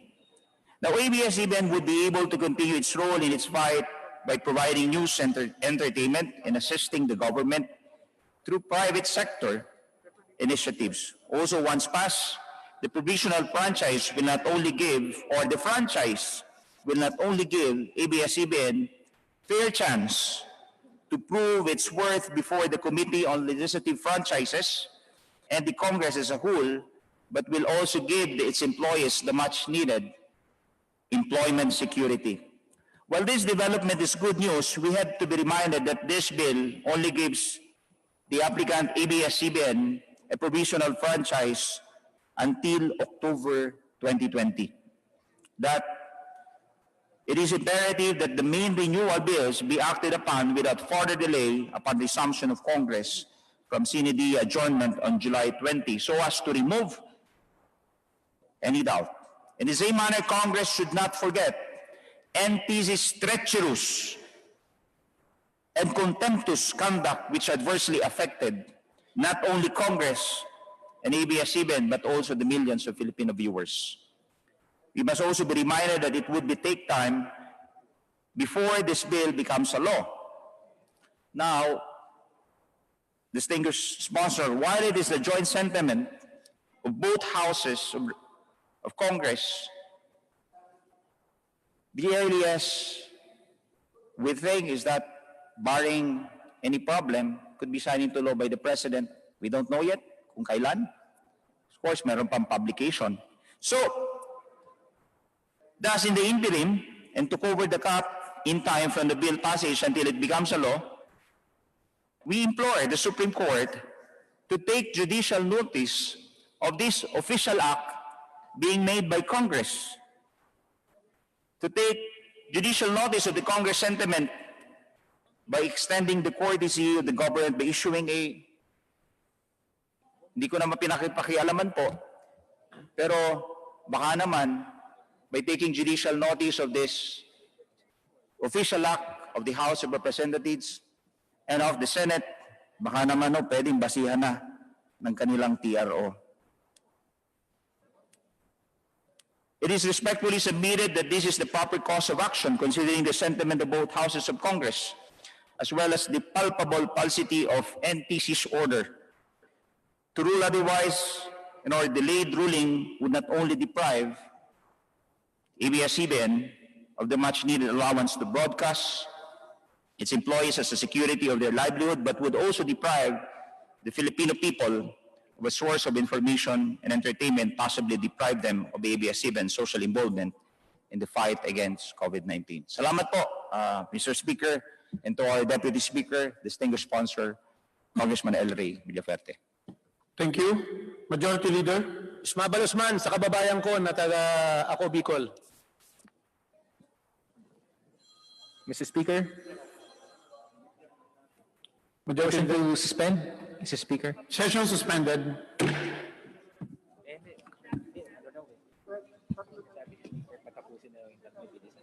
Kasi may mga motions.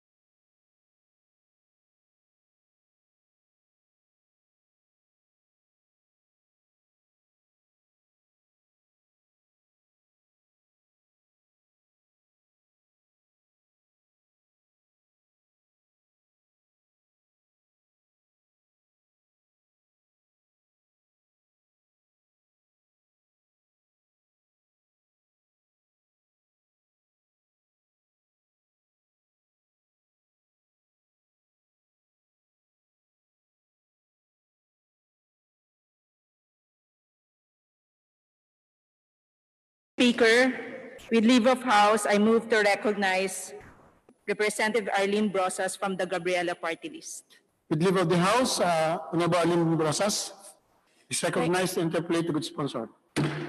Thank you, Mr. Speaker. Mr. Speaker, distinguished sponsor, will the distinguished sponsor yield to a few questions, Mr. Speaker? Yes, Mr. Speaker, it would be an honor. Thank you. Mr. Speaker, Gabriela Women's Party would like to be further clarified regarding Section 4 of House Bill 6732, or the 10% share of the government on the paid advertisements of ABS-CBN. Pasimplihin po natin ito para maunawaan ng publiko. Bukod sa GMA7 at TV5, may ibang current franchise holder at broadcasting network ba ang nagre-remit ng 10% ng kanilang advertising revenues sa gobyerno? Sa kasalukuyan, Mr. Speaker, distinguished sponsor.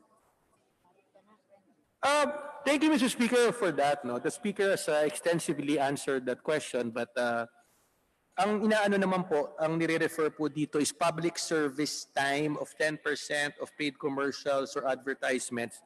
We're not asking for revenue. And secondly, this is really important as part of the reform. Importante po na ang gobyerno, lalo na pag in times of calamity and other circumstances, should be given time sa mga networks similarly situated. When I say similarly situated, for example, sino ba ang may national franchise? ABS, GMA, ABS previously, and TV5, na magkaroon ng ganitong provision. At meron naman po itong provision na to na nakalaad sa GMA franchise, which was granted by Congress, and sa TV5 franchise. So, itong 10% na to is actually a good provision. It will level the playing field. Hindi naman to hinihingi dun sa mga maliliit na may prangkisa. Ngayon lang po, nire-require po natin sa may national franchise, similarly situated. At na-mention naman po ni Speaker ang justification po nito. Maraming salamat po. Yes, so Mr. Speaker, distinguished sponsor, sinasabi niyo po na GMA7, TV5 at ang ire-request sa ABS-CBN ang meron. Doon sa franchise po, Mr. Speaker, ng GMA and TV5, nakalagay na po sa kanilang franchise po itong provision na po ito. So, Mr. Speaker, ginong sponsor, kasi if this is about upholding the Equal Protection Clause, bakit po hindi i-legislate ito in a separate bill as to cover all franchise applicants? Mr. Speaker, distinguished sponsor. Because, Mr. Speaker, I think maganda ilagay na po. Nalagay na po ito sa GMA at TV5. So, guaranteeing the Equal Protection Law, kung meron yan sa TV5 at GMA, dapat meron na rin yan sa ABS franchise. So, patas po, lahat po sila na national franchise na equally situated na meron na rin po nitong ganito. Kasi kung merong public information drive ang gobyerno, isipin mo, nationwide agad ang coverage, lalo na kung ilaag po sa tatlong network na to. Yung suggestion po na pwede naman separate, pwede rin naman po, pero bakit pa natin i-delay itong reform na to na maganda naman? Bakit? Public interest, general welfare is assured in this provision. So, importante po naman na ang gobyerno mabibigyan ng ganitong karapatan dahil franchise is a privilege granted to them, yung frequency is owned by the government, so it's just right that they give back to the government. Mr. Chair, Mr. Speaker. Mr. Speaker, distinguished sponsor, why subject this provision on a case-to-case basis as contained in individual franchise bills? Katulad nga ng GMA7, TV5, ABS-CBN lang, kaya po sinasabi natin na po pwede namang separate Pwede namang kung gusto na talaga ng gobyerno, po pwede naman na separate bill gawin ito. No? Na i-include niya yung iba pang mga franchise bills. Mr. Speaker, ginong sponsor. Or, po pwede rin sa ipasok ito, in fact, sa pagtalakay sa franchise bill, sa 25-year franchise bill, mismo ng ABS-CBN at hindi dito sa provisional franchise na pinag-uusapan natin. Mr. Speaker, ginoong sponsor. Lahat naman po yan pwedeng talakayin at maganda po ang mga suggestion. Pero nung nag-grant po yung TV5 at TV5 at GMA franchise po, I think the distinguished gentlewoman was already a member of the 17th Congress. And I think this was not discussed. So I think when this provision was present in the TV5 and GMA, I think it's just right, as part of equal protection, that if ever we give ABS a franchise, whether 6 months or 25 years, maganda isama na. Kasi ang tanong naman kasi, kung hindi natin isama ngayon sa 5-month franchise, sasabihin, bakit hindi yung pa sinama? So I think, let's, kumbaga, when you read books about quality and doing things right, it's always suggested that do it right the first time. So let's do it right, whether 5 months or 10 years or 25 years, let's just do it. Dahil nangyari na rin po yan sa GMA at TV5, Your Honor, Mr. Speaker. Mr. Speaker, ginoong sponsor, if this will be a contention doon sa pagpapasa ng provisional franchise, might as well po pag-usapan natin ito sa iba ding forum. So sinasabi po natin na to be consistent with the administration, kung gusto nga po natin yung pag-administer nito ay maging maayos, or why not put it in a separate bill? Yun po yung yun po yung suggestion natin. Mr. Speaker, ginoong sponsor. But I won't belabor that. Ang gusto lang po natin sabihin, ipahayag na pwede namang separate bill ito. Bakit natin ipipilit kung magiging contention, Mr. Speaker, ginoong sponsor? And pwede din naman na sa 25 years natin ilagay dahil na 25 years na ABS-CBN franchise natin ilagay sa pagtalakay dito, yung pag-include ng 10%. So yun po yung gusto nating irehistro, Mr. Speaker, ginoong sponsor. Mr. Speaker, alam niyo itong issue na to, not just this issue in Section 4, lahat ng pag-uusapan dito sa ABS, divisive contentious eh. Kasi isipin niyo po, pag hindi natin ilagay ito sa franchise kahit 5 months, ang sasabihin na naman ng tao, yung iba bakit hindi nyo nilagay? Dahil ABS-CBN ba yan? Dahil media giant ba yan? Naglabi ba sila dyan? Kaya nyo hindi nilagay yan? So what I'm saying is, whatever we do at this point, may magka-question. So I think, in line with that, para hindi rin tayo masita na may naglabi, may nakiusap, o we were influenced by outside forces na dahil malaki ang ABS, siguro parehasin na lang natin kung ano ang provision na to na nilaag sa TV5 at GMA para patas, equal protection for all, whether 5 months or 25 years. Because at the end of the day, whether you give 5 months or 25 years, they still have to comply with the 10%. Because if you don't put this in the 5 months, nasabihin, so 5 months lang pala, hindi na kami exempted na kami sa 10%. Eh baka may ibang mga talino dyan sabihin, bigyan nyo na lang kami ng 5 months palagi para we can get away with the 10%. So that's just my logic based on the argument or recommendations as presented by the distinguished gentlewoman. Yes, Mr. Speaker, ginoong sponsor, I will not go into further discussion doon sa Ang gusto lang po natin talagang i-register dito. Pwede rin naman yung kung sinasabi niyo na pwede sa inyo na equal protection of clause ito na talaga namang kung nakalagay sa TV5 at sa GMA7 therefore ilagay sa ABS-CBN. Okay. Pero ang sinasabi po, on the other hand, pwede namang separate na legislation. Mr. Speaker, now I would like to go to my next. Actually, this is not a question. This is a manifestation.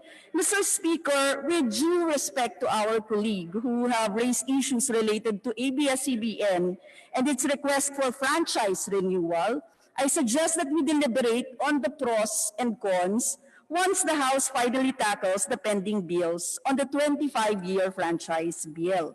For now, let us stick on the intent of the provisional franchise bill amid the exigencies of the times. Ang kailangan ngayon ay mabigyan ng katiyakan ang sambayanan na i-ere muli ang ABS-CBN sa Channel 2. Hindi sa YouTube o sa kung ano pa mang platform. No? Kailangan ng katiyakan para sa 11,000 na manggagawa at kanilang pamilya kung talagang seryoso tayo sa labor issues. With this, we strongly support the position to approve the provisional franchise of ABS-CBN on second reading. Mr. Speaker, ginoong sponsor. Thank you. Maraming magaganda pong punto na nasabi po ang ating kagalang-galang na congresswoman. Lalong-lalo na po dun sa punto niya na pag dinggin ang 25-year franchise ay dapat malawakan, extensive. Maraming salamat. Then gusto ko rin kasi i-point out dahil while we want to protect the jobs of these 11,000, meron rin kasing mga issue na sinasabi, mga kasama ko dito, na doon sa 11,000 ba, ilan ba ang contractual doon? Di ba? Ilan ba ang permanente doon? Ilan ba ang endo na tinasabi doon na may end of contract? So while we want to protect the 11,000 employees, we want to further protect them by knowing, is ABS-CBN telerating yung tinatawag na endo, yung perpetual contractualization?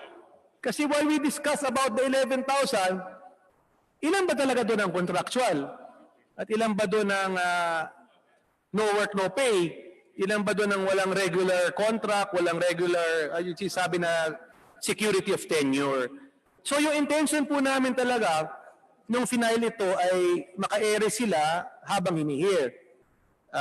However, since we opened this measure back to the second reading, marami pang gusto mag-interpolate at mas lalong marami pang mag-amend. So right now, we are open for further amendments in due time that when the body is already, we are already in the period of amendments. But in this case, maraming salamat sa punto mo, at least nag-agree tayo na kailangan ng malawakang pandinig, if ever, na 25 years po ang prangkisa ang ibibigay. Salamat po, Mr. Speaker.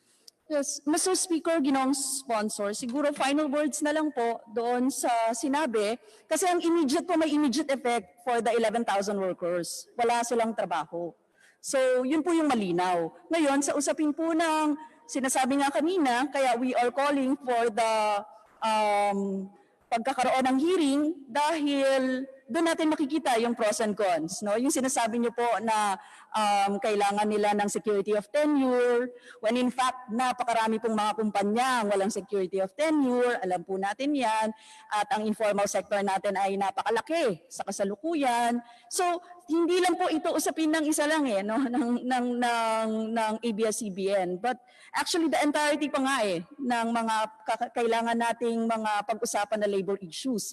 But definitely po, yung pros and cons, pwedeng pag-usapan doon sa pagtalakay na ng franchise bill. Meanwhile, meron po tayong kinakailangan ngayon na pag-usapan na provisional franchise para maka-ere, may trabaho pa rin, nandyan pa rin ang mga tao, at lalo na sa panahon ng pandemya na ang nakakarating na balita ay doon sa mga liblib na lugar ay ang mga katulad ng ABS-CBN. So maigi po sana, maigi po sana, Mr. Sponsor, ginoong Speaker, na immediately ay maipasa itong provisional franchise. Thank you, Mr. Speaker. Thank you, ginoong Sponsor. Thank you, Majority Leader. Mr. Speaker, next to interpolate is Congressman Aresco.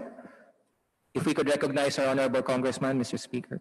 Honorable Ted Aresco is recognized to interpolate the good sponsor. Thank you, Mr. Speaker. Honorable Sponsor, DDS LA. I would like to manifest, Mr. Speaker, that in the light of the urgency of this COVID and post-COVID scenario, that this bill be referred to the committee, Mr. Speaker, for the following reasons. There are so many allegations about the franchise of ABS-CBN, and we cannot just make haste and approve this bill, Mr. Speaker. I may be speaking in behalf of the silent majority when I say that ABS-CBN should make clear why their DBP loans were written off. Also, ABS-CBN should make clear why they max out their balance sheet by borrowing a lot of money from private banks. Two, why does ABS-CBN say that they have 11,000 when Dole's figure is some 4,400? Also, one of their spokeswomen said over international TV, she claimed about 4 to 5 times that they had 11 million workers. Also, Mr. Speaker, the one franchise gave birth to 65 subsidiaries, and these are not minor allegations. These are real. There are also legal issues, Mr. Speaker. One is the word provisional. Another is what is happening in the Supreme Court. The processes and procedures to go through the approval of 65 franchises. The donations given over several decades, have they been accounted for? I myself, Mr. Speaker, I do not know why I did not get any acknowledgement receipts during my donations during the calamities. Again, Mr. Speaker, the shaping of the national psyche cannot be dependent on one dominant player, particularly if this dominant player is in other fields of energy, formerly water, formerly distribution of electricity. Again, Mr. Speaker, I do not have enough knowledge to make a sound judgment whether I will vote yes, no, or abstain. Therefore, Mr. Speaker, I would rather that this Congress concentrate on the bills on health, education, livelihood, and agriculture on the post-COVID scenario. Thank you, Mr. Speaker. Thank you, Mr. Sponsor. Majority Leader.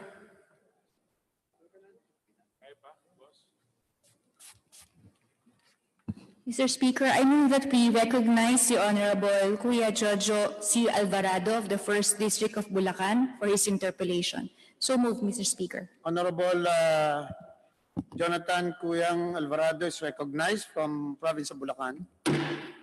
Thank you, Mr. Speaker. Mr. Speaker, will the sponsor yield to some questions? Yes, Mr. Speaker. Mr. Speaker, kanina po ay may mga mungkahi na gawin ng 25 years ang ibibigay na prangkisa sa ABS-CBN. At kung papayagan ng sponsor na tanggapin ng 25 years extension to operate, ay mawawala po ang pangunahing adhikain naming mga tagapag-akda o nag-akda na magkaroon ng patas at komprehensibong hearing na hindi dapat lumagpas sa October 31, 2020. Kung magkakaganon, Mr. Speaker, hindi na natin mapapakinggan ang saloobin ng mga taong nagpahayag ng kanilang oposisyon sa ABS-CBN, katulad ng mga empleyado na hindi naging regular, mga kandidato o kandidato na hindi pinalabas ang political ads noong nakaraang eleksyon, ngunit tinanggap ang bayad. At hindi rin masasagot ang mga isyu kagaya ng pagbebenta ng black box na marahil ay sakop na ng House Resolution 00853 na ifinail ni Congressman Eric Yap, Congressman Tolentino at Deputy Speaker Duterte. Mr. Speaker, sa kabilang banda, meron din namang mga naghain ng pagiging pro-ABS-CBN. Kasama na po sa suporta sa ABS-CBN si Congresswoman Biolago, Congressman Jericho Nograles, Deputy Speaker Arenas, Congresswoman Tambunting, Congresswoman Aragones, Congresswoman Santos Recto, Deputy Speaker Dong Gonzales, Deputy Speaker Pimentel, Congressman Liachon, Congressman Rodriguez, Congresswoman Ramirez Sato, Congresswoman Brosa, Sarate, Gaite, Colyamat, Castro, at Ilago, Congressman Go, Congresswoman Ligarda, Congressman Delmar. Mr. Speaker, kanina po ay paulit-ulit na binanggit ng ating distinguished sponsor na sana ay maipahayag ang mga punto ni Deputy Speaker Marcoleta sa isang hearing. Tama po ba, Mr. Speaker? Gentlemen? Mr. Speaker, Your Honor, ang intention talaga, palagi ko po itong sinasabi, dapat magkaroon ng impartial, comprehensive, extensive, transparent hearing at kailangan marinig lahat. So whether that is through a provisional franchise up to October or 25 years, ang i-discuss natin, subject for siyempre at the right time yan ang gusto ko pong mangyari at palagay ko yun rin po ang gusto ng karamihan ng ating mga kasama. So at this point, we are now in the period of interpellation. Yung amendments should be discussed at the right time. But again, gusto ko lang i-reiterate, kasama ko po si Congressman Jonathan Alvarado as one of the principal authors ng House Bill 6732 granting a franchise up to October 31, 2020 sa ABS. Kaya you should all agree na dapat kung magkaroon ng hearing whether up to October, before or beyond, dapat comprehensive, impartial. So yan lang po ang dapat malinawan ng lahat.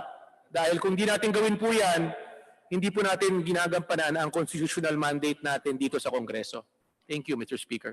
Mr. Speaker, dear sponsor, gaano katagal po kayang aabutin ng isang komprehensibo at patas na hearing para sa prangkisa ng ABS-CBN, Mr. Speaker? Well, hindi natin talagang masasagot yan 100%, but yung intention ng bill ko natin, Mr. Speaker, is mag-set tayo ng timeline by October. So it does not mean naman na may timeline tayo na October,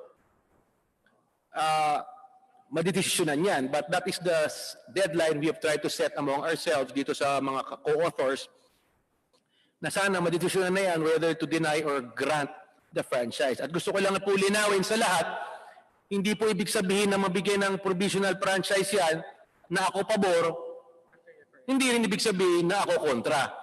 Kailangan madesisyonan yan dahil sa tamang pandinig. Ngayon, may nagsuggest nga, bigyan na lang ng position paper, pasubmitin na lang lahat. Ang tanong ko naman, payag ba ang ABS? Payag ba ang 4 at again? So, in relation to the timeline, I cannot answer that. We can set a timeline that we want to follow, but maraming factors po yan. Una-una, we are in the new normal. We cannot, dati pwedeng 10 resource person, sabay-sabay, pwede. Ngayon siguro hindi na pwede yan. Pwede tayong mag-marathon hearing umaga hanggang gabi. Pero yung iba naman kasi may curfew pa, so hindi mo naman pwedeng i-require mag-hearing beyond the curfew. So maraming factors po yan na dapat i-consider. So at this point, I cannot answer that. All we can do is set a deadline for among ourselves and we'll try as much as possible to follow that, Mr. Speaker, Your Honor. Mr. Speaker, sa araw Session po ito, suspended.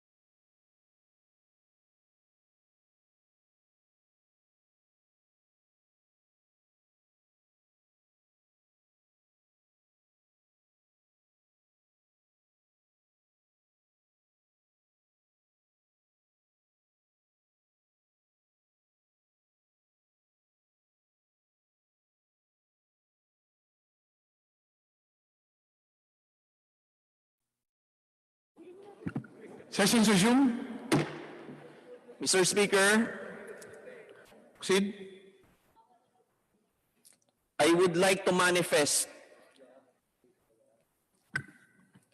at gusto ko pong ipahayag sa lahat na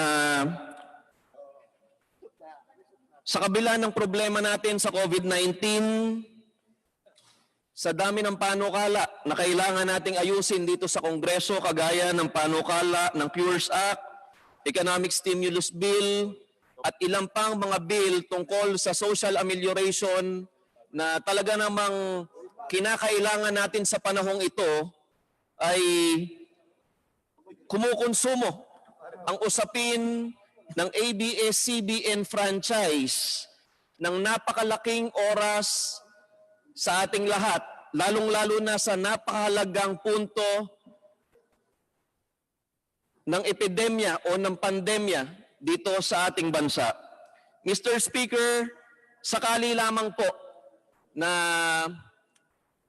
maamyendahan ng 25 years yung pong aming unang i-final na hanggang October 31 lamang 2020, sana po ito po ay maibalik muna sa committee o I move to re-refer House Bill 6732 to the Committee of Legislative Franchises para doon po magkaroon ng mas maayos na hearing sa bawat isa, patas at komprehensibo. Pantay-pantay para sa lahat at walang hinahadali na proseso para lamang sa prangkisa ng ABS-CBN, Mr. Speaker. Noted the manifestation, Mr. Speaker, Your Honor, of the distinguished gentleman from Bulacan. We'll deal that on the proper time. Majority Leader.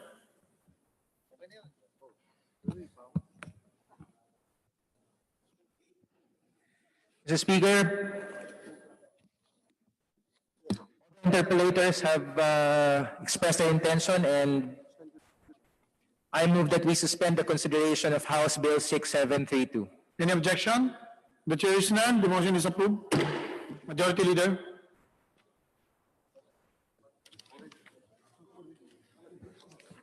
Speaker, I move that we Mr. Speaker, I move that we now proceed with the additional reference of business and request that the Secretary General be directed to read the titles of bills and resolutions. So moved, Mr. Speaker. Any objection? The chair is none. The Secretary General is hereby directed to read the title of bills, resolutions, communications, and refer it to the proper committees, for referral to proper committees. Additional reference of business resolutions. House Resolution 875, resolution urging the House of Representatives through the Defeat COVID-19 Ad hoc Committee and Committee on Overseas Workers Affairs to conduct an inquiry in aid of legislation on the plight of health workers affected by the deployment ban in relation to COVID-19 pandemic. Representatives Gaite, Zarate, and Kolyamat. The Committee on Rules. House Resolution number 876, resolution directing the Department of Education, Commission on Higher Education, Technical Education Skills Development Authority, Interagency Task Force on Emerging Infectious Diseases to immediately suspend implementations of DepEd Order number 7, Series 2020, halt the physical opening of classes on August 24 for the school year 2020 to 2021, and prohibit face-to-face classes and other physical school events and activities. Representatives Gonzales Aurelio. To the Defeat COVID-19 Ad hoc Committee.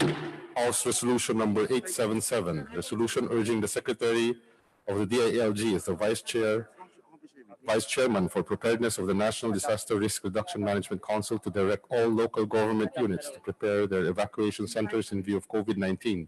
Representative Pimentel. The Defeat COVID-19 Ad hoc Committee. House Resolution number 878, resolution expressing the highest appreciation and profound gratitude of the House of Representatives to all healthcare workers and frontliners. Representative Stan Angelina. To the Defeat COVID-19 Ad hoc Committee. House Resolution number 879, resolution directing the Committee on Energy to investigate in aid of legislation the sudden big spike in Meralco electricity rates and bills despite the overcapacity of electricity supply. Representative Zarate, Gaite, Kolyamat, Castro Franz, Brosas, and Elago. The Committee on Rules. House Resolution number 880, resolution expressing the profound condolences of the House of Representatives to the family of Honorable Maria Teresa Aquino Oreta, former Senator and former Representative of the Lone District of Malabon, Navotas. Representatives Cayetano Alan Peter, Romualdez Ferdinand, and Abante. To the Committee on Rules. Majority Leader.